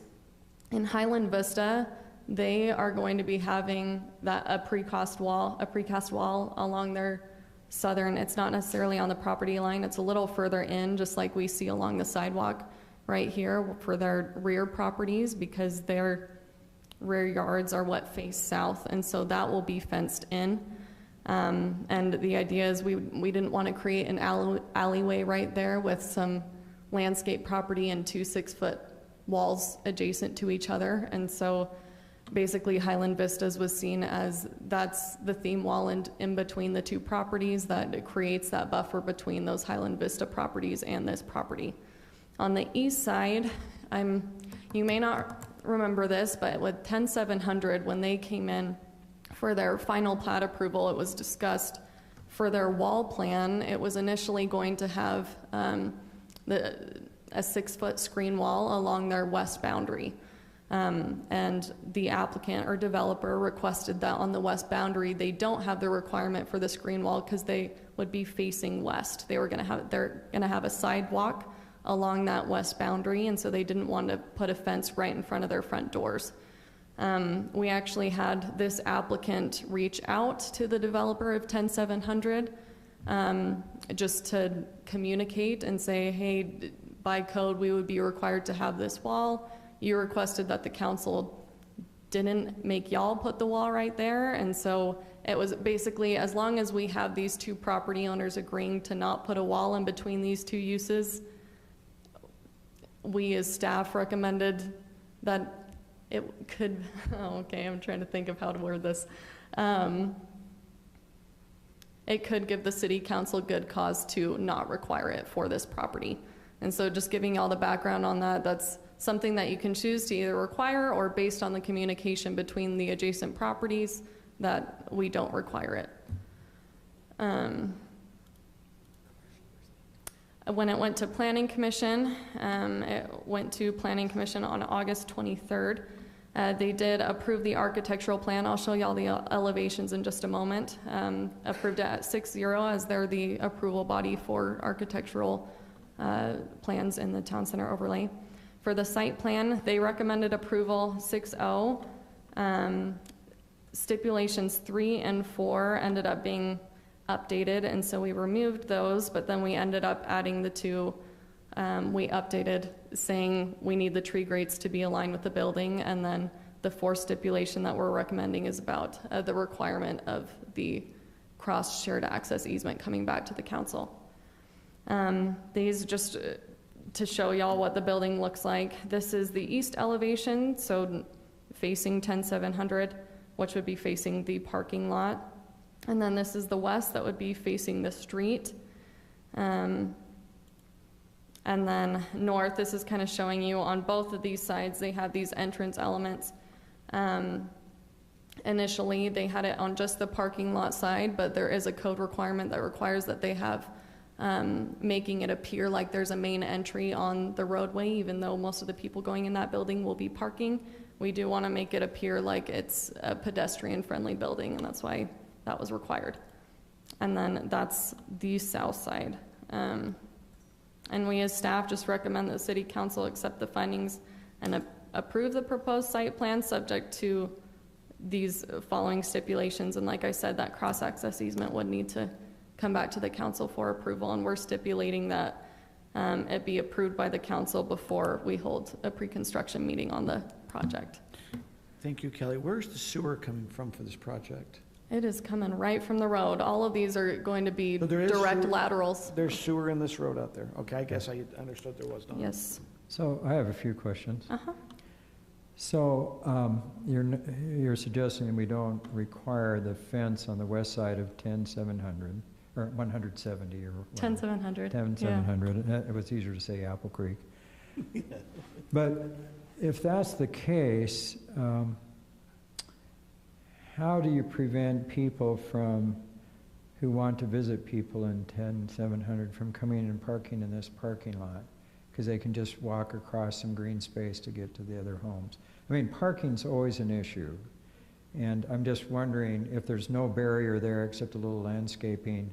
I assume the owners of this building, since their attorneys will probably boot cars and a few things, but how do you prevent it? I mean, because it seems like you almost need some sort of barrier between their parking lot and the adjacent neighborhood, because if you have people come visiting and there isn't parking, it'd be easy. Now, maybe that would never happen, but it just seems like it could. Right. I guess two things that I'd like to note. Technically, it's a private parking lot, and so Right. if the attorney's office or the owner of the attorney's office saw that they were using their parking lot really often enough to create an impact on them, they could very well kick them off because it's a private parking lot. Could they come back and make some sort of barrier, like a lower fence, or do they have to just do a 6-foot fence? Or I'm just wondering, because if there's a parking lot there and there's not enough parking across the street in these high-density neighborhoods, which there never is that a problem? It makes sense. As far as the screen wall and the intent of that requirement, the purpose of it is to screen the residential zone from the commercial zone. We're trying to protect the residences, right? And so if the developer of the residential zone is requesting that there not be a 6-foot wall in front of their front doors, then maybe it meets the intent of the purpose of a screen wall. Now, if we make this decision tonight not to put a screen wall there, does that go across all of 10700's west boundary? You know what I mean? Because right now, I believe they have to put a fence along that whole boundary, right? Well, yes, that was the decision that was made at the time of the 10700 approval, that there would be no wall along that whole boundary. So as far as their approval, as in like Highland Vista, for example, they were required to put that screen wall all along the boundary of their property. And that was the same requirement for 10700. You have a screen wall all along it, until they requested, we don't want it on this side. We don't want to have to do this on this side. So, I mean, I guess it's looking at it from both perspectives of if the city ends up having to put a 6-foot fence, or if 10700 is still okay with it by the time that we develop, then we don't.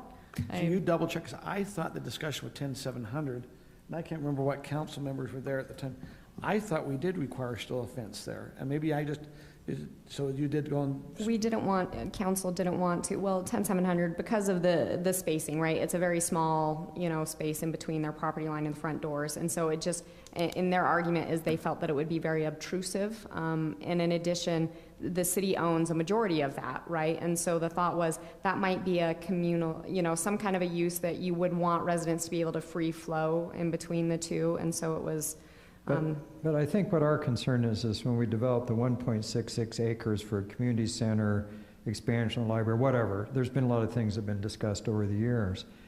I guess if there's not a barrier between that neighborhood and that, I just think these parking lots become their extra community lots. And I just don't think the city needs to provide parking for these high-density neighborhoods when they could be less dense and provide their own parking. I think that's their only, is that your concern? Because we have a community center there, we're gonna need every parking spot.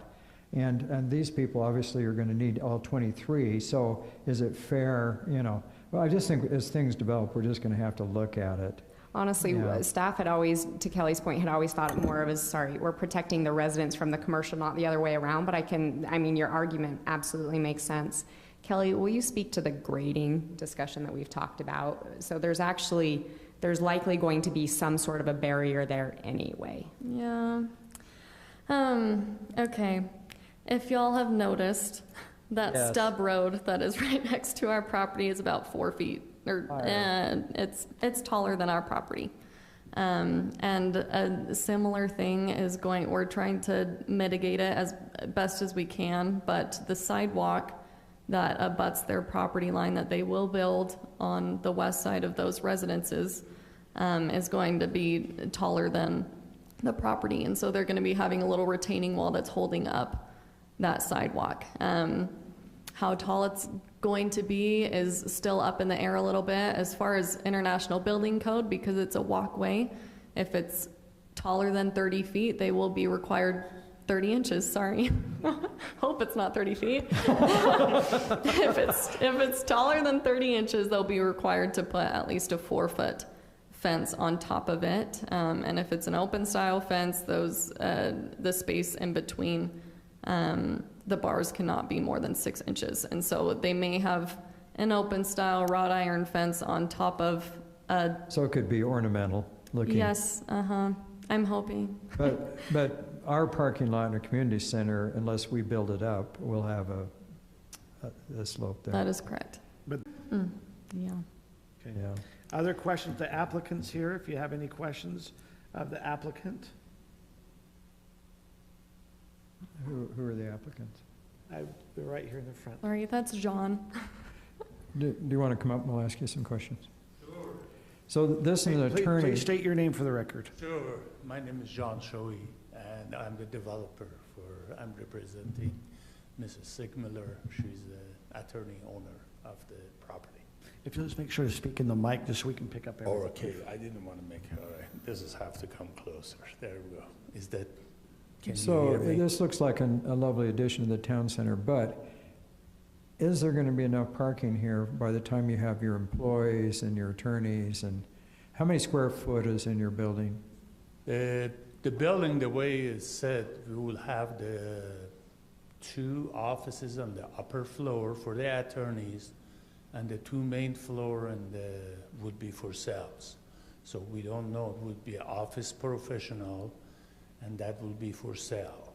And we're just meeting the requirement, the parking based on the square footage of our building.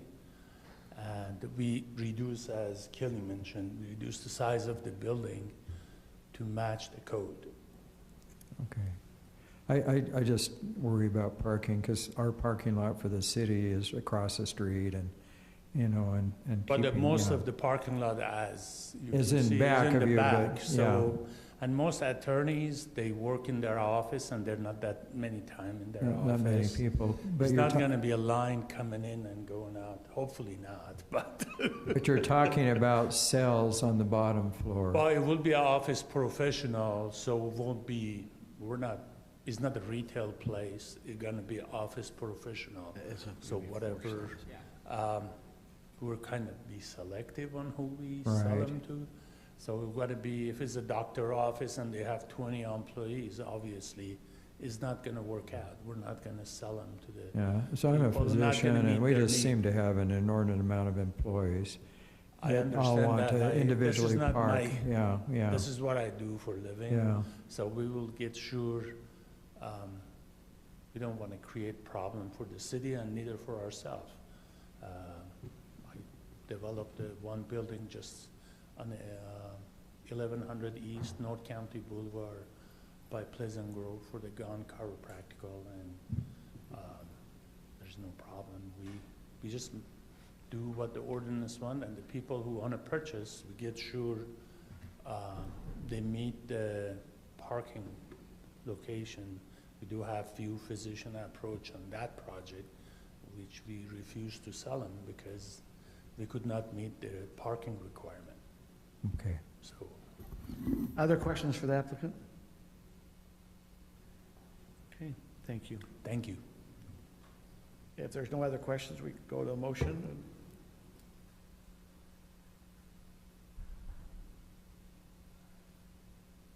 I'll make a motion. Okay, I move that the city council accept the findings and approve the site plan for the Highland Grove Plaza, subject to the 4 stipulations recommended by the staff.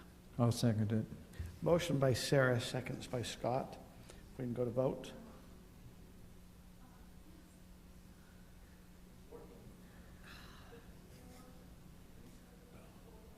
I was like so quick on that also. I don't have touch screen. I don't have touch screen. The vote is 5-0.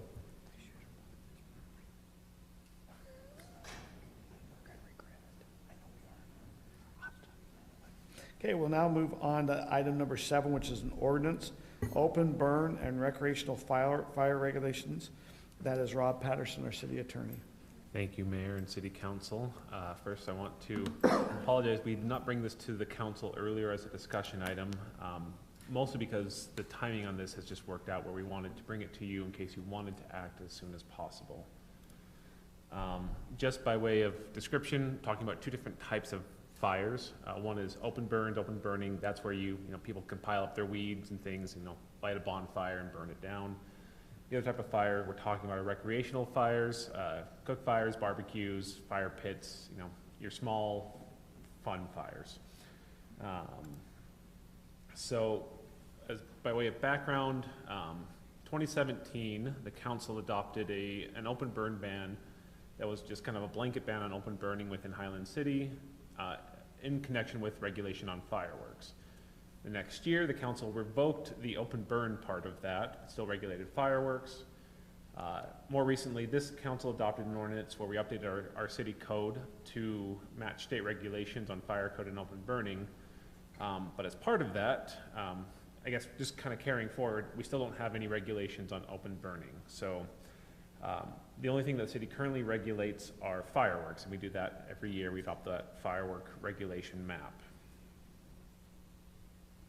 So under state regulation, open burns are allowed anywhere in Utah County between March 30th and May 30th and September 15th to October 30th, subject to limitations on you have to get a permit, the air clearing index has to be of a certain quality, and that date, September 15th, is why we're bringing this to you now, because that season just opened and we currently don't have any regulations on where or when people can burn in Highland City for those larger open burns. So we wanted to make sure that if you wanted to act on this, we kind of caught it at the beginning of this open burns.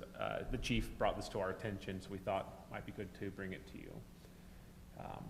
Under state law, recreational fires are always permitted. You just have to, have someone there who's monitoring it. You have to have a way of extinguishing the fire, and you have to have certain clearances to other structures and things, don't burn your house down. We don't have any rules on recreational fires. We have gotten a few questions, however, about having private barbecues or fires in city parks. And we don't have a specific code or policy. We kind of have a practice of saying don't, but we didn't have anything in our code. We could say, don't burn things in city parks, please. So under state law, we can regulate any ignition source, such as fireworks, in hazardous or sensitive areas. We do that every year. So these are our current regulations. We have year-round regulations on fireworks in those certain areas on our fireworks map. We don't have any restriction on open burns, however, in those same areas. So those near the waterways or in those canyons where it's dry, brush covered, where we already don't allow fireworks, you could still pile up a bunch of weeds and burn it because apparently we don't regulate open burns in those areas. And that just opened again end of last week. We also don't specifically address recreational fires. So the proposed code changes would allow the council to set regulation on open burns, but have a default rule that wherever we restrict fireworks, we also restrict open burns in those same areas. We would clarify that recreational fires are, you don't have to follow those open burn rules, but you still follow the state rules on, making sure you're monitoring it, you have a way of extinguishing it. Then we would prohibit all fires in city property. So that'd be parks, trails, open space, whatever, unless it's city approval or there's a city barbecue or fire pit that the city has installed and maintains in the park.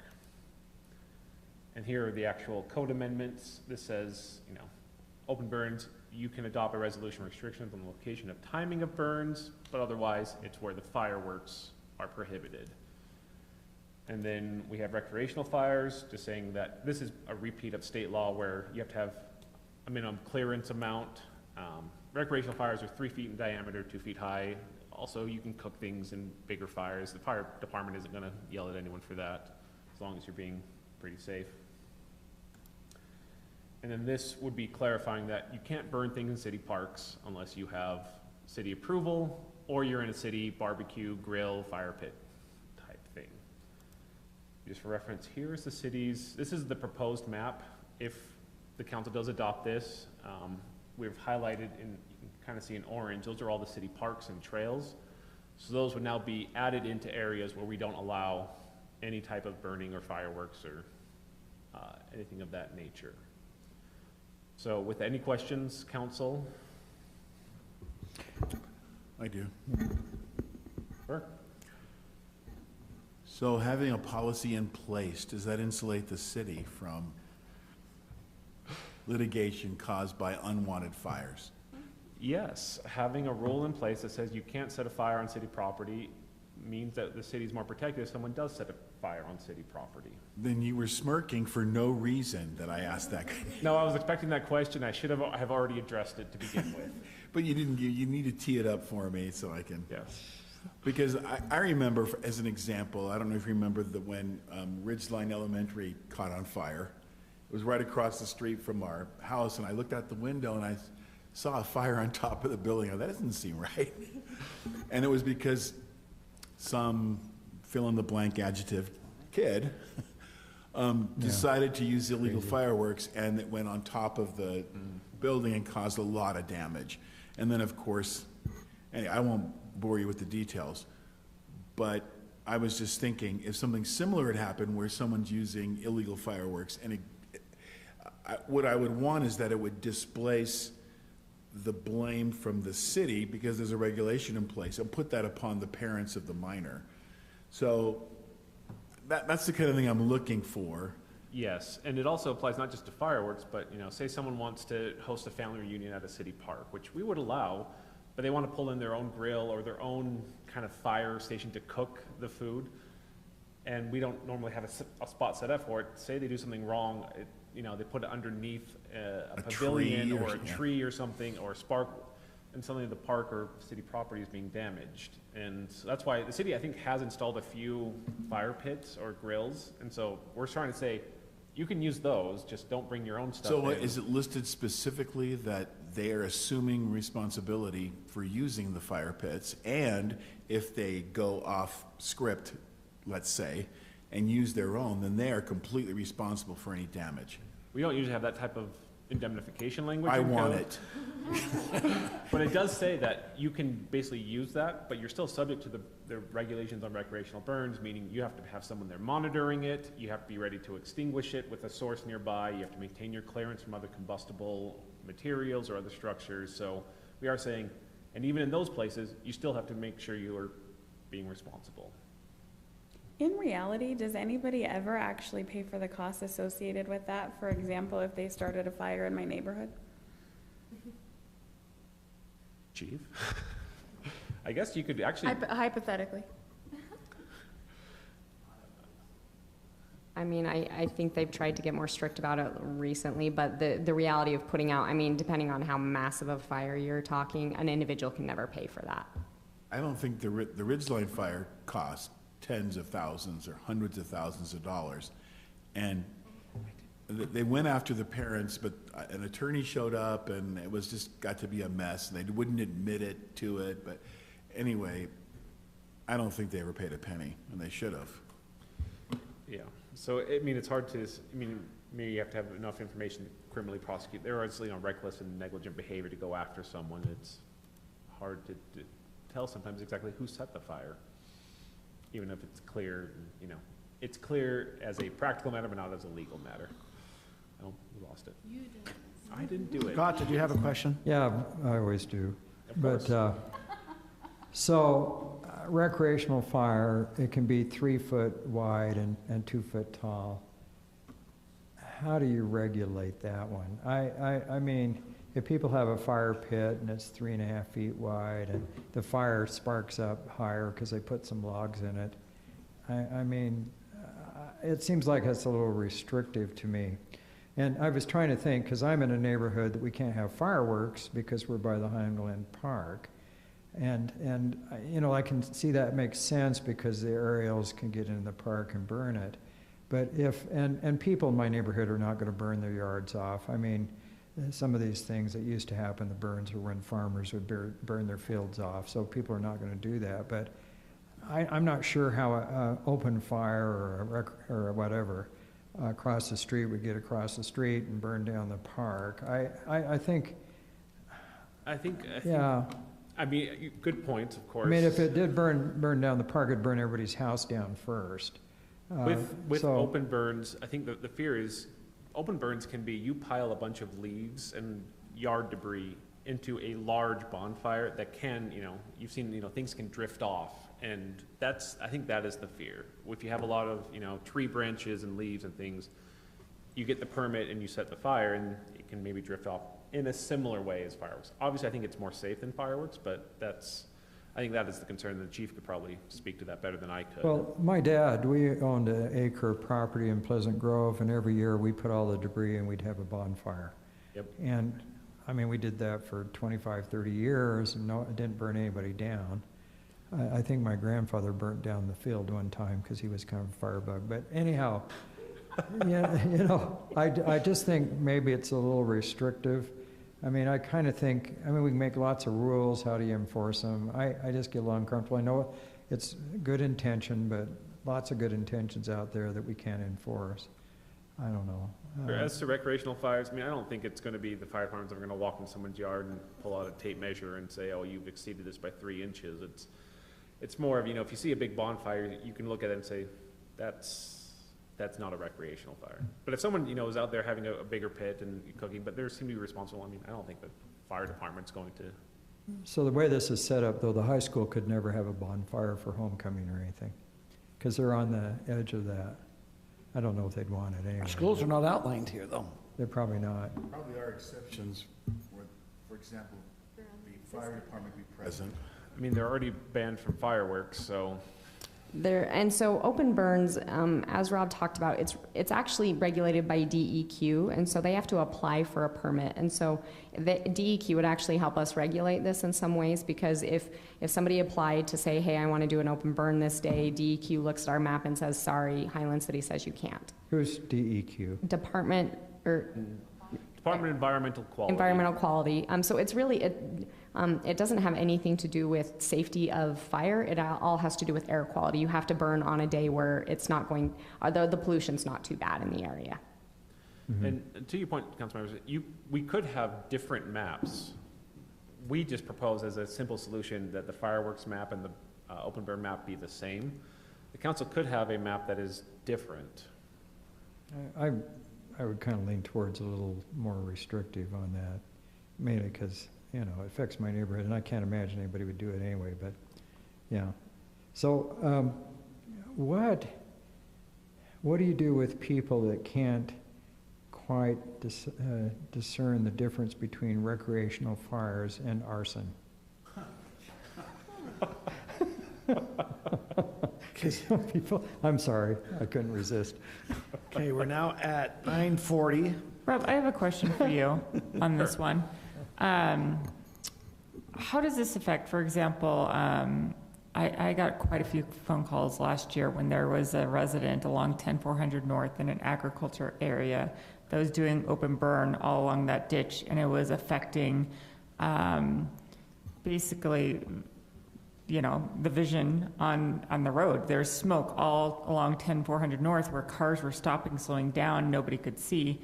Is this going to affect that area whatsoever in open burn on that area? So that there's a third type of fire that we're not directly regulating because it's regulated by the state, which is the agricultural burns, where you can burn, if you have large parcels, you can burn a lot of things. If you can burn ditches out to clear them. And we still aren't touching that because that's It's not crazy, really even though it's along a city road that, I don't know. It is, but that's also a city road that has no sidewalks, so it's still kind of deemed agriculture. They still have sheep and cows there, and it's kind of hard. Any questions here? Chief, do you want to address this? Thank you. So, the only thing I want to say about this is if people can, they will. One of the problems is, and we see it especially in the fall, is people build a huge bonfire, and that's fun for about the first 3 hours, and then they don't want to babysit anymore. And that fire's going to sit and smolder maybe till the next day. We get the monsoonal afternoon windstorms. We start blowing embers around. We have we go on these calls all the time. If I'm a resident in Bull River and I have somebody down the street who has any kind of smoke coming out, that is a direct threat to the homes, and that's really what we're trying to protect. The difference, we're not out patrolling, we're not out looking, but I will tell you, people in the areas where things are gonna burn down are pretty vigilant. We see this stuff on the news, we see it, in the past week, right? Well, I think you had one at 6,000 West and SR 92, you had someone that called in a burn that I think you guys got called out to, was on Saturday? Yeah, and since the 15th, since this opened, we've been running here, there, and everywhere, looking at people who are burning with permits, people who are burning without permits. People don't necessarily follow the rules, and typically, what we see is people walk away from their fires. We have fires every year, I'm sure we will this year, where it's an open burn, they build a bigger fire, and like I said, it's fun to babysit for a while, it all goes to ash, the wind starts blowing, next thing you know, the neighbor's yard's on fire. So we want to try to regulate these in areas where we're not going to burn other people's homes down in the areas. As far as I'm concerned, the open burns, they act very much like the fireworks. Only, we're drier now than we were on the 4th of July. This is actually the burn season historically that we haven't allowed. As a county or as a state, they don't open up the burn permits, but with the amount of rain we've had this year, the moisture content's good enough that we can burn in the fall. Typically, this is the one that we don't do. So when we get called, somebody has a concern with their neighbor, we go out, we look at their fire. If it is a backyard in the fire pit or roasting marshmallows or whatever, we may be helping with some safety tips, but we don't. And you measure it? No, we don't measure it. We all know what a campfire looks like, right? It's gonna be 3 feet wide and 4 feet tall, and then it's gonna be 2 feet tall, and then it's gonna be a foot tall, and then we're gonna throw more wood on, it's gonna be 4. That's just the game, right? I think the height thing's crazy. So, yeah, there's no measuring, but yeah, when I've got a house-sized fire and somebody, the other thing is that fire has to be extinguished at dark. So, Council, any other questions for the chief, or ready for a motion, or if you don't want to move forward, or? Well, I would say for myself, I came in kind of skeptical, wondering if we needed it, but after hearing about, how we can still roast our marshmallows, and after having lived in a neighborhood where I make light of it, but I've been evacuated 4 times, I'm in favor. I'm in agreement too. And I'd like to make a motion if that's okay. I move that the City Council approve and adopt the ordinance amending Section 8.03.130 and 12.24.030 of the Highland City Municipal Code related to regulation of open burning and recreational fires. I'll second. Motion by Kim, second by Brittany.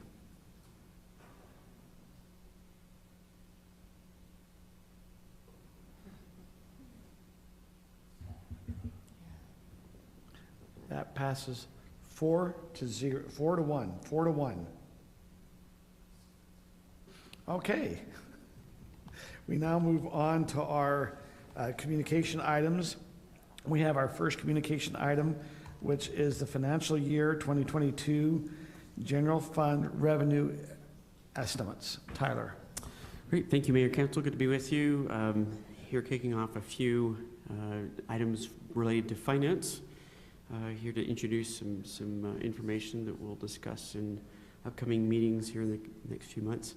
As you know, the fiscal year runs from July 1st through June 30th. So this is related to the fiscal year 22 that ended here this past June. We are looking to provide an estimate here this evening of where we anticipate the fiscal year will end up, in particular to the general fund. We're continuing the effort to close out the fiscal year. That'll continue in September and into October. We'll complete the external audit with Keddington and Christensen, the city's auditing firm, by the end of December, and then anticipate that report to the council in January. So as we reviewed the financial statements here and projections of where things might end up with regard to Any questions on the financial year 2022 general fund revenue estimates? Thank you. Oh, thank you for the information. Thanks, Tyler. We're now on to the funding for the police cars. Great.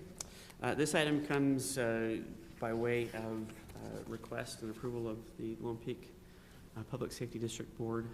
The board in the last meeting voted to approve the purchase of 4 vehicles for the police department. The purchase of these vehicles is nothing new. This is simply replacing 4 vehicles out of their fleet. And the chief does a good job of managing that program. What's unique and new here for your consideration is the potential for Alpine and Highland cities to fund these purchases and in essence loan the money to the district rather than purchasing or using a purchase lease through conventional lenders. So here the district took delivery of 3 vehicles here. It took almost a year to get them, and they're being outfitted right now. And those were funded by at least through Zion's Bank.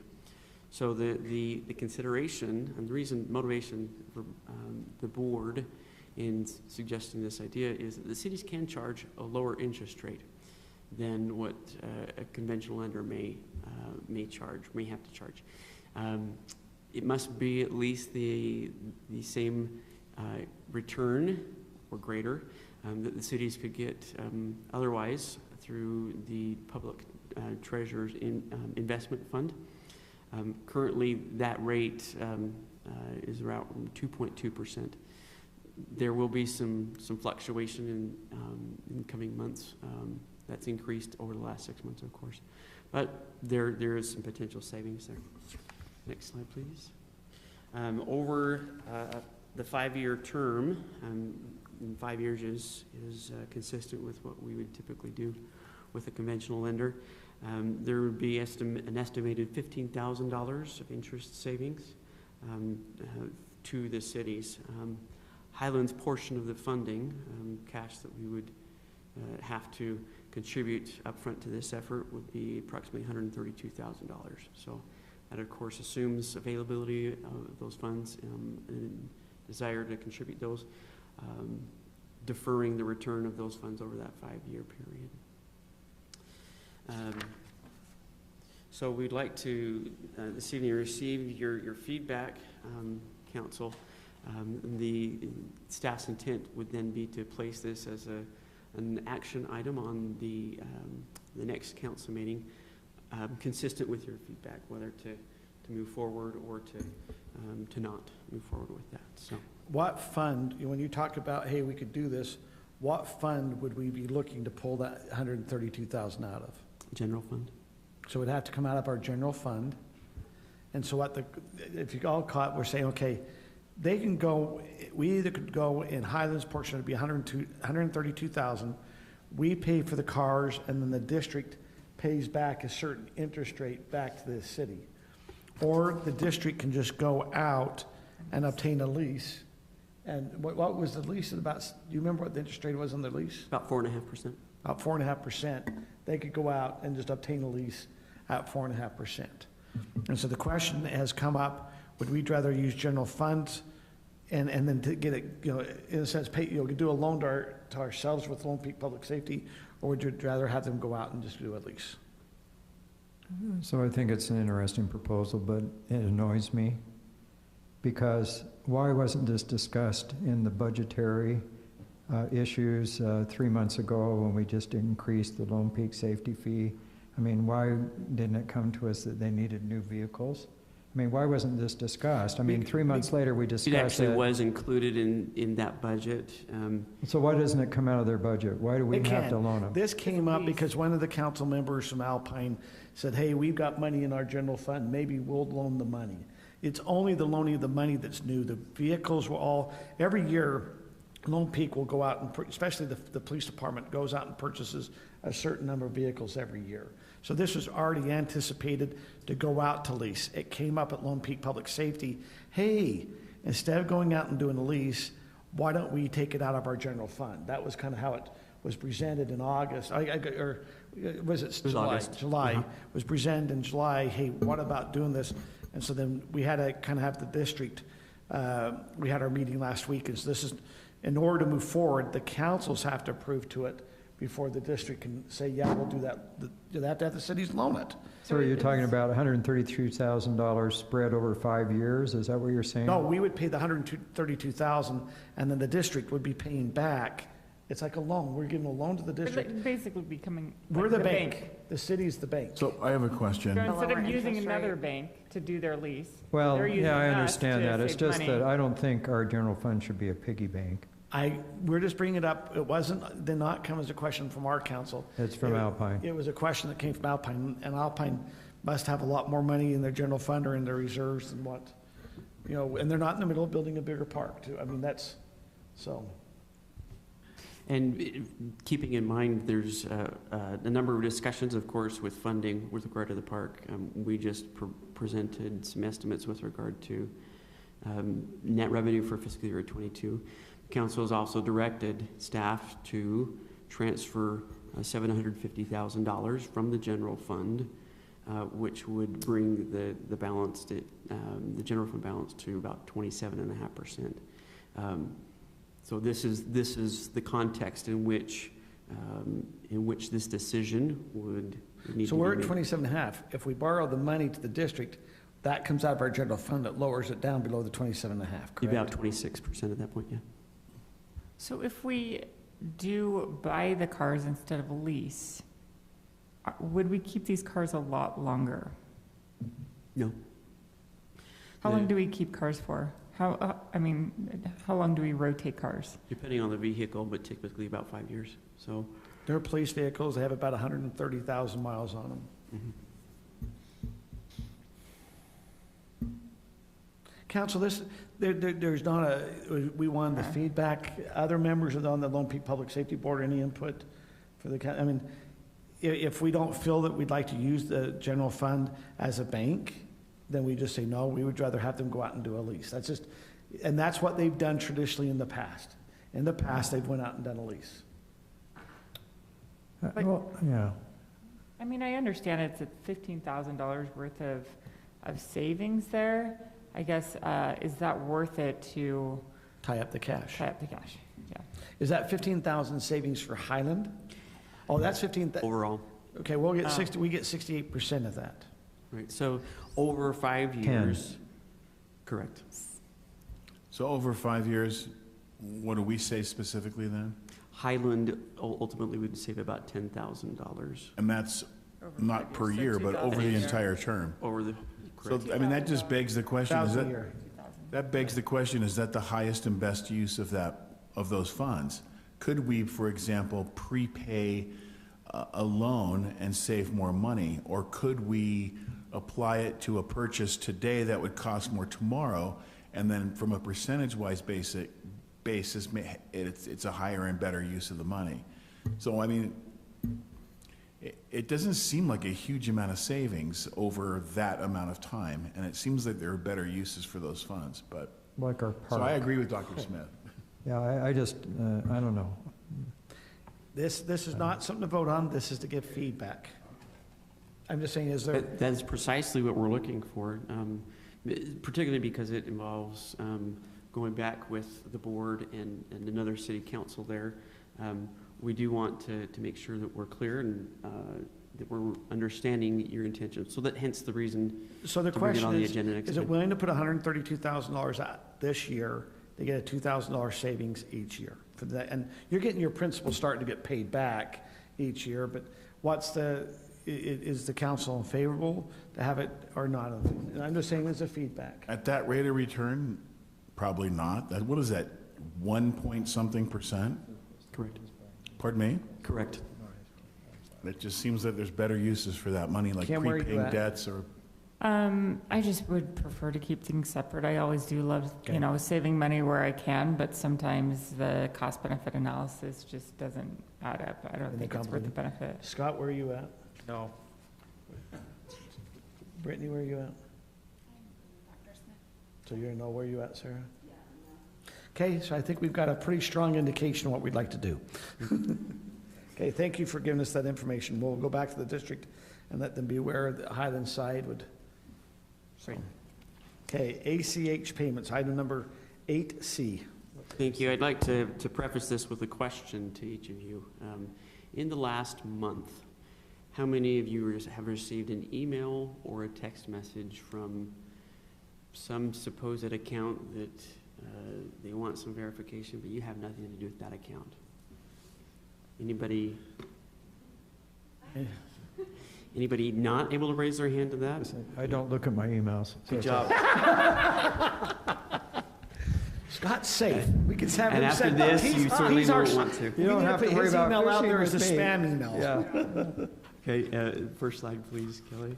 Some of our good neighbors to the west here were in the news, and Mayor shared this story with you. They were victims of some cybercrime with a reported loss of over $1 million. What occurred, a contractor working with the city, their network was compromised, and so cyber criminals were able to mimic and insert themselves into a conversation. Certainly they were monitoring it, but insert at the right moment, and ask the city to redirect funds to a different account, which occurred. So we took note, and Highland is insured. We have our insurance for cyber crime as well as all of our other insurances through the same entity that Eagle Mountain does, and that's the Utah Local Governments Trust. So I spent a good hour and then some, and actually going to lunch tomorrow with our representative from there, talking about what went on and what could have been avoided. Next slide, please, Kelly. So Highland City adheres to a number of pieces, and this is really a multi-pronged effort. Cybersecurity is huge. It's becoming increasingly difficult to get insurance coverage, and it's becoming increasingly lucrative for those with unscrupulous intent to make efforts. It's pretty easy, and all it takes is getting one victim for a payday.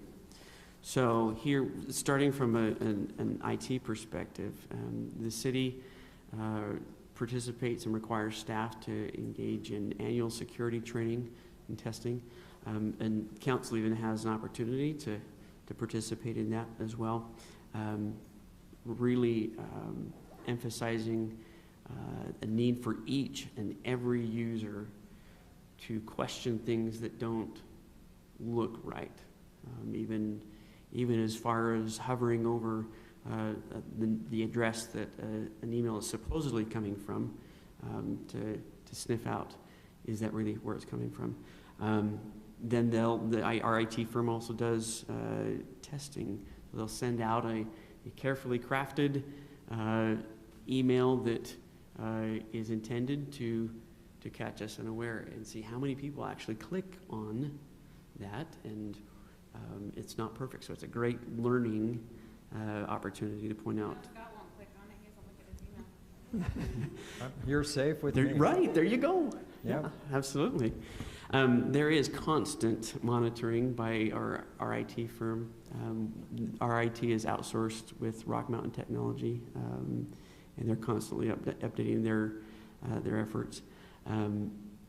Next item, we do have insurance coverage through the trust of $2 million. There are a variety of different coverages depending on what the loss or the exposure is, but that's something that is absolutely critical. That's going to be a bigger and bigger issue as there continues to be more instances of cybercrime where there are losses. We want to make sure that insurance is in place. With regard to our internal financial protocols, we do not allow for widespread use of payments to our vendors through ACH or electronic payments. We only pay known vendors that we have a consistent relationship with and consistent regular payments. So something like this that Eagle Mountain experienced, this is a payment that's a one-time payment or a payment that is going to fluctuate. That's something that we just do not have the capacity to, or the IT infrastructure necessarily to completely vet those. So it's better just to, let's get you a check and make sure that we're not exposing ourselves there. The last piece, and this is what the trusts emphasize in our conversations, if there is a change that comes through, if it is not in person, pick up the phone and using a verified and trusted phone number, confirm that's the case. That's standard practice in banking, that's standard practice in the financial industry across the board. We do that all the time. In all honesty, we don't see a lot of requests changing payment methods. What we do see on at least a monthly basis, we'll get emails about an employee supposedly wanting to change their direct deposit destination. And even former employees, that kind of thing. So it's same practice applies. We get on the phone, if there's a phone number provided in the email, you're not going to use that. You're going to go back to a phone number that we know, and many employees have been very grateful that we're making that effort to follow up. So it goes without saying, if in your other parts of your life, your professional life or otherwise, have any ideas, the best practices that you've seen in your industry, we're absolutely open to that. We need to have all hands on deck. It's every single employee. All it takes is one user to click on that link, the system becomes compromised, and then, all right, they're one step in. Obviously, there's multiple steps that we take, but we do not want to have that first line of defense compromised at all. So with that, any questions or comments? Anything about the ACH payments or things? If you have any detailed questions, because it's a public meeting, and if you're trying to ask really detailed that might compromise, where, meaning that we don't want to share all the information exactly on how everything functions in a public, just so no one knows exactly, hey, this is where the weakness is at. So, any questions though out at this time? If not, maybe you can ask Tyler directly. Thanks for looking Yes, thank you. We'll now move on to number 8D, sewer fee. Andy. Council, just a item that we want to bring to you. This relates to residences that have a sewer connection and that have asked for another one. We recently had and these are fairly few and far between, but occasionally this does happen, and we recently had a resident request a second connection. Our sewer project was going in front of their home, and they thought, well, why this is open? You know, they have a accessory structure, and they would like to add a bathroom in the accessory structure so that they can have that ability in that accessory structure, and it was an easier, less destructive path to construct a second sewer line rather than tie into their home's sewer line. So they came down to the city and talked to us, and what the city's current policy is that if you want a second sewer line, you have to pay another set of impact fees, and that would be both the city's impact fee and also TSSD's impact fee. After some discussion with the resident, you know, they said, well, why am I needing to pay another impact fee if what I'm asking for is within the entitlement, you know, they have on my parcel? Meaning, you know, if he connected to his current sewer line, there wouldn't be any fee, so why are we charging, you know, for a second connection to the city main? We talked about that as staff and thought that had some merit. Now, when I say that had some merit, that's under the proviso that what the resident's proposing to connect is what would be allowed on any single-family residential home or any type of entitlement. So right now, you know, you could, any resident, provided they follow the ordinances, could have an accessory structure and have, you know, a bathroom out there. Typically, they would connect to their home line, and we wouldn't view that as an extra impact to the city because that's what you're allowed to have on your parcel. So we made a phone call to TSSD and said, okay, TSSD, how do you look at this situation? And they said, provided that the lot can't be subdivided in the future, meaning it's not, you know, of such a size that this would actually be the setup for a future subdivision, they wouldn't charge an impact fee either. Now, we need to get that in writing, but we did get it verbally over the phone. So we bring this to you just to get your thoughts on this. As staff, we think this has some merits. What we do think would be appropriate is if someone is adding a second connection to their lot, there is going to be some city time, some inspection time, if you will, when they're connecting to the sewer. So I think it would be appropriate to still charge a connection fee, which would be far less than the impact fee. The city's impact fee for areas that are, you know, in the main part of the city is $1,581.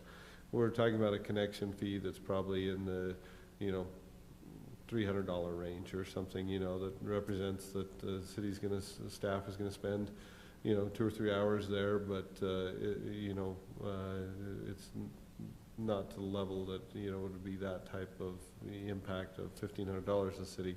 The homeowner still has to pay for all the construction. This is just intended to cover the city time that we would spend observing, you know, the construction and inspecting and issuing the permit. But this would represent a policy change to the city, and so before, you know, we actually brought anything to the council for any type of action, just wanted to bring it to you for your thoughts on the issue.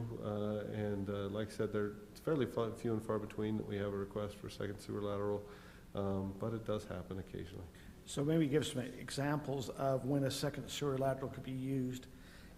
So like if a person adds a pool house in their backyard, if they were on a corner lot, instead of coming in from the front, they could then connect on the side for their sewer bathroom.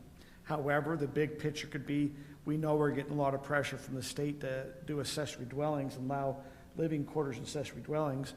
If we allowed this at this time, and it's not let's assume it's a garage or a structure in the back, they could automatically, they all have a sewer connection. They could turn that into an ADU once, if the state pushed that and we wouldn't get any impact, even though now there might be a secondary unit now being impacted into the system.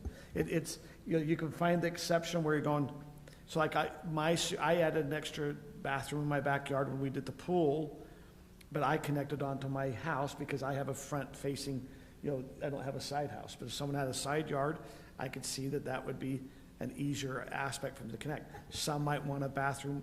This, you know, this example they're using is one that wants a bathroom inside a garage. You know, and so that's, you know, there could be a positive or a negative effect that, you know, in the future, we don't know how all the ADUs play out in the future. Rob, correct me if I'm wrong, we had this conversation, but state law prohibits charging impact fees for internal ADUs, but external, we could still charge an impact fee. So in the future, if council decided to do external ADUs on residential lots, we could, you know, when they come in to get that permit, charge an impact fee at that time. So they're just at the council or the staff's looking for feedback what to do with the request. The request is not to pay the impact fee because they feel like they've already paid the impact fee when they built their home and they're just adding a bathroom back into the garage, and it just happens to be easier for them to connect 2 times into the sewer in the street versus, you know, going to their original line they have going to the house. I mean, it makes sense to do that. It makes sense for them not to have to pay an impact fee. I just keep thinking, is there going to be a way for this to be used not in the way that it was intended? Probably.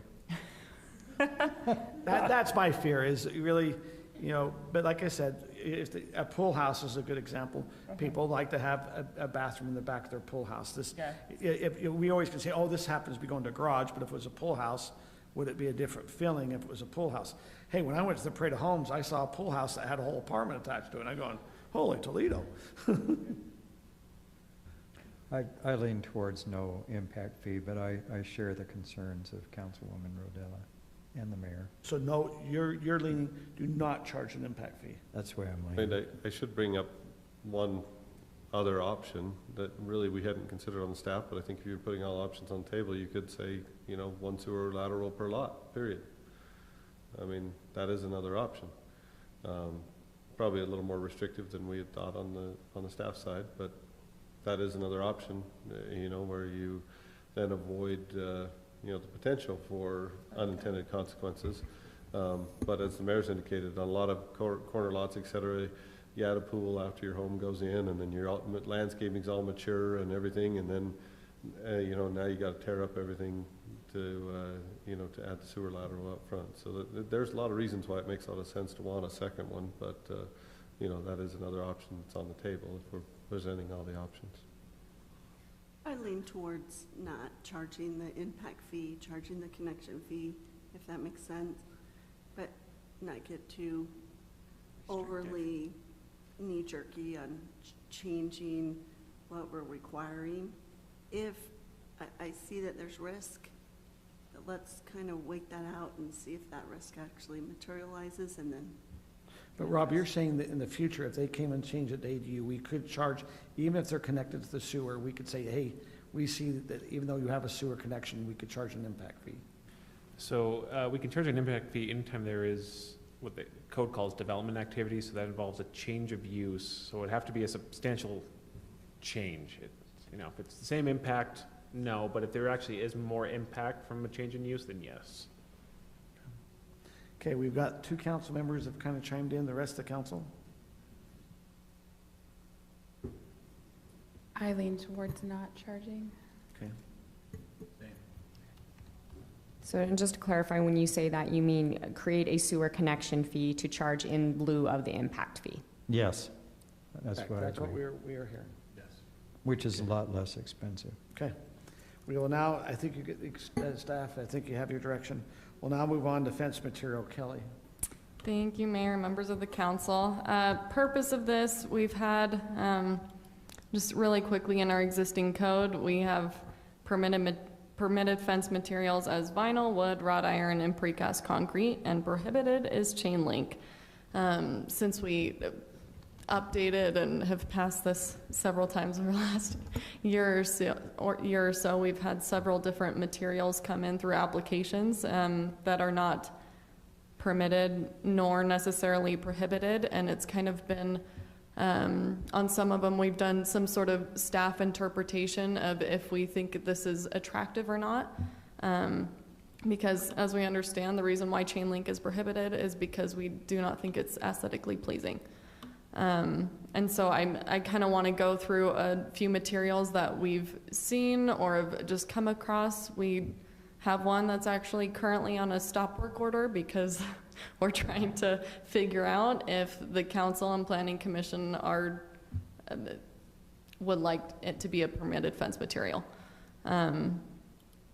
This is example one. These Gabion, I've heard both pronunciations, fences where it's basically you have this cage looking thing and it's filled with rocks. We see these sharper rocks and then we see, well, actually these are both sharp. Oh, dang it, that's the only example I have. The one that just happens to be in Highland are rounder rocks. And so you have a couple different examples. Some people will do some sort of pattern with different colored rocks. There are some examples in Lehigh on their main street, like old downtown, they have their planter boxes that have these Gabion planters around them. But that's just, like I said, it's kind of just getting y'all's preliminary input of yay or nay, and then obviously this will come back for y'all's review. So we're seeing that if we see that in our neighborhoods, it's in your neighborhood. Are you okay if that's in your backyard? Is that? Yeah, permitted or prohibited? Yeah, what's your, on this Gabion, are you feel permitted or prohibited? I say no. No.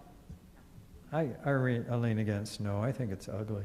Okay, Gabion appears to be a no from the council. I do want to point out again, I'm just saying there is one that's honestly 75% of the way built, and so just. Well, did they get a permit? No, they didn't. So that's Dang.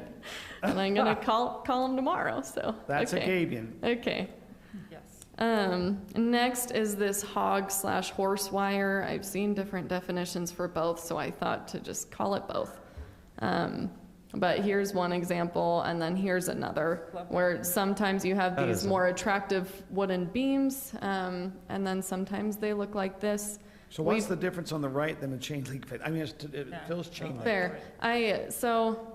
I'm like, this one obviously is more attractive, and so you could do some sort of, as long as you had at least these beam supports on all sides sort of thing, rather than having just these singular posts. Or another thought, as far as these being like animal enclosures, we technically don't have specific requirements as far as what types of fencing we allow for animals. Yeah, animals. And so it could just be this material is permitted, but specifically for animal enclosures or something like that. Yeah, that makes sense. What's the council feel? It makes sense for animal enclosures. Like you certainly would want to allow people to put it around a pasture or. But would it include dogs? Can I put that? I Well, mean, do we have to specify if it's agriculture or residential or what kind type of animal? Want this in your backyard if it's on a 1 acre lot? No. In our animal rights section, we have specific animal enclosure requirements for certain types of animals. So that's kind of what I would assume it be applied to, is we already require some sort of enclosure or fencing, so this is what's allowed. Right. Interesting. So am I getting some sort of So I like that. I'm okay with animals and not normal fencing, or are you okay with this for normal fencing, like this example? I think that's attractive. I like it. Yeah. Ooh, Scott, we agree. I know we it's both rare, like this. but we both like this. So some sort of beam requirements as far as, framing. Okay. Okay, next are these steel cable fences. I mean, two examples. We had one of these come in a couple months ago, actually. This one just has beams with obviously steel cables here. This was the only other example I could get that kind of looks a little different. This is on a deck though. Well, yeah, no, and that would be common on a deck. We see that in, different homes would It is have pretty that. common. So the question is, Are we okay with it being property line fencing?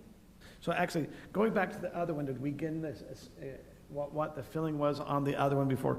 Are we saying the hog wire, or the hog and horse wire is, I think, is it the one before this we're saying can go on a side yard of a house? Or are we saying, no, this has to only be in a agricultural type of use? Well, I think the next views, that looks agricultural. This looks decorative. So this more animal. Yeah. And this more for Everyone in the residential. council fence. okay? Are we making a decision tonight on permitted? No. We're this- just giving no. feedback so when they bring back. So this okay. would go to the planning commission and we get their feedback and then back to y'all. Okay. I just don't feel Yeah, qualified right now. there are no decision-making right now. We're just giving getting feedback. Okay, keep going. So I think you got the next one is more okay. Oh, sorry, you Now wanted this me to one, show. feedback there. Steel These cable. steel cables safe? It looks to me like they're dangerous. If you had kids running and they hit that, I don't know. I honestly The don't know. page gives you more, but these are, I think it looks okay. it looks okay, but I I just don't wonder know. how safe it is. Well, Yeah, I'm like like, if you tap like it. wrought iron fences. Technically, a kid could run into any type of fence. I'm True, What but they use Just on saying. stair railing, like inside your house. Yeah. That's like the new Modern look. modern look, yeah. Except nobody has kids. I think this should be okay. I mean, From your I think it's fine. change Yeah. my. nursing, Yeah, nursing you got background, you think that's Other safe? council chiming in on this steel cable, yay, nay? Yes.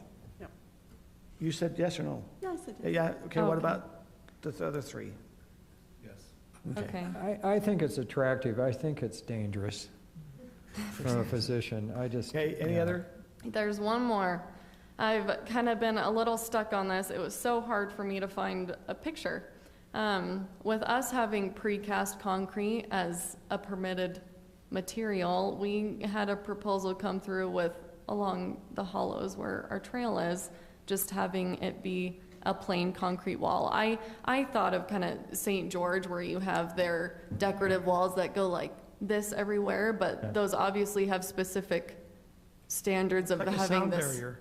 look, but it's also just plain concrete that has stucco on it. So that was my thought, is kind of, this is obviously completely plain concrete where you don't have that precast look, but then there's the other option of having a concrete fence that just is What, council, stuccoed. plain concrete? Would Or it be- plain concrete with stucco on it. Oh, they have to have stucco on top? Well, no, this is just an idea, just because stucco is what you see all throughout St. George. Would you color this? I mean, it looks, if it's just like this, I think it's not attractive. I don't but think if it's it very was attractive colored, like it it would is. be better. You can stain concrete. Yeah, yeah. And stain Other concrete. colored true. concrete. Yeah, I just put concrete wall in Pleasant Grove. Do you think the stucco plain walls are attractive, or Well, I think we've allowed Ridgeview to do that along Canal Boulevard. I don't think this with their looks brick? that bad. Yeah. I mean, The stained concrete walls preference, are but- beautiful, but I mean, if they had some requirement. Decorative. Sorry, I didn't mean to talk over you, Sarah. I just think this looks okay. I think we need to be broad as we can be to meet different Styles. desires and preferences. So kind of we keep the precast concrete and then concrete as another approved material, maybe?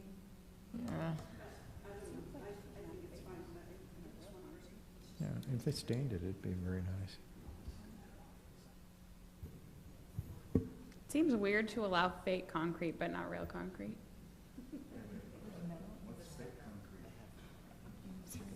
Oh, plain, or precast is real concrete. I mean, I put it around my house. Kelly, we had a concrete wall in California that was covered in like That was cute. coral-colored I bet it stucco. looks good, yeah. And then were accented vertical posts, and it looked really good. Yeah. It certainly looks better than that electric penitentiary fence that you showed earlier. I would It's like prefer to the- not get too that'll keep the specific kids in the tonight, yard, because we know though. we're gonna talk about this again for a while Fair. when it I comes back. I support Sarah. What did Sarah say? Is that your fence? Me too. But I will say yes, but then I'm gonna go out and look for That's examples very just to see if I really like it. Fair. I did grow up with a concrete fence though, because I lived in Arizona and was norm everywhere. That's everywhere, yeah. Was it pretty? I didn't think so, but I'd love to go look at examples here. Okay. That's great. Okay, I think that's what I needed. Thank you. Okay. Thank you very much. Shelley. Okay, well, now we're going to go on to future number. This is go through city events and future. We have Planning Commission next Tuesday at 7 p.m. When we go into closed session, to be very open, we'll be asking about a date for some interviews. So we'll talk about that a little bit later. Here. October 4th, we have our city council meeting at 7 p.m. On the 12th, we have Lone Peak Public Safety at 7:30 a.m. The 18th, now you have done a work session here on the 18th. Is there a specific item that you have? Yeah, if you remember, we had tentatively planned one for the 4th. It's about the cemetery code code and policy updates. Some staff couldn't attend on the 4th, so we bumped it to the 18th. Okay. Okay. So we just come at 6. Yes, please. Let me ask you, on October the 4th, we have Utopia coming. That could take a good hour discussion with Utopia. Do we want to do a work session, or how is the 4th looking? Is it looking like a heavier schedule or agenda? Let me pull that up. I'm just real saying, so we have Utopia coming on October the 4th. Maybe we ought to, or you're saying? Should we do a work session Work at session at 6? 6. So we can get through that. We already have 6 items on action for the 4th, so. I would say do a 6 hour, or 6 hour. PM on the, Yeah. what's the rest of the council? If we did 6 PM on the 4th, would that work? I could be here. Tim, a little bit sensitive, because I know you're coming out of Salt Lake. I'm actually gonna be at a trade show. So you're not gonna be here on the 4th? Maybe, if the plane gets in at a certain time, I can just come right here. But I would be late, and I would be able to make it 6 o'clock. Could you make the 7? Probably not. Okay. I'm gonna see if I can change the flight to a little bit earlier. What's the rest of the council feel? Do you want to try to move up that one, or just keep the time? I could come to a work session on the 4th, but not on the 18th. Is viewpoint an agenda item for the 4th? Yes, based on the email we received from you this evening, we'll put it on for October 4th. I think we ought to have a work session on the 4th. I'm game. I would lean towards the work session, Hey. because one nice thing is you can put parameters on it. Okay. Okay. I So will we're- try and make that work session. I just have a couple obligations at 6 o'clock on the 4th. So I'll just see if I can move them around. If not, then. I mean, we do need to have enough council to get a feedback on it. I mean, So when will you know if you have the conflicts? I'm just gonna have to reach out to a few people, so give me 2 days. Okay. Is that okay? So we'll let you know via email maybe by Thursday night? Yeah. I guess the question is, Brittany can come, I can come, can Sarah come? So Okay. you have 3, it'd be nice to have everybody here, Yeah. of course. Okay. And then we have planning commission, okay. On October 20th, we have Mountain Ridge Park donor reception, and we have the Alpine Country Club. Okay. And the planning, any other, now when is do we know when our trick or treat night is?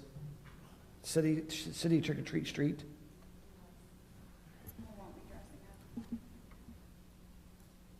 I'm looking that up right now. I should know that, but. Oh, shoot. And then we can kind of, is that on the calendar? Monday, October 24th. Oh, yeah. Trick or treat street. That's a Monday. Okay, if we don't have anything else, I'll take a motion to go into closed session to discuss hiring of new employees. So Mayor and Council, as we talked about, we're going to just start putting a closed session standard on the agenda. You don't have to use it if you don't need to. In this case, there's a planned reason. And so it'll just be generic on the agenda, but when you do the motion, we do need you to be specific. And so those are the options you can choose from. My understanding is it's just the first one, unless there's something I'm unaware of. Okay, do we have a motion?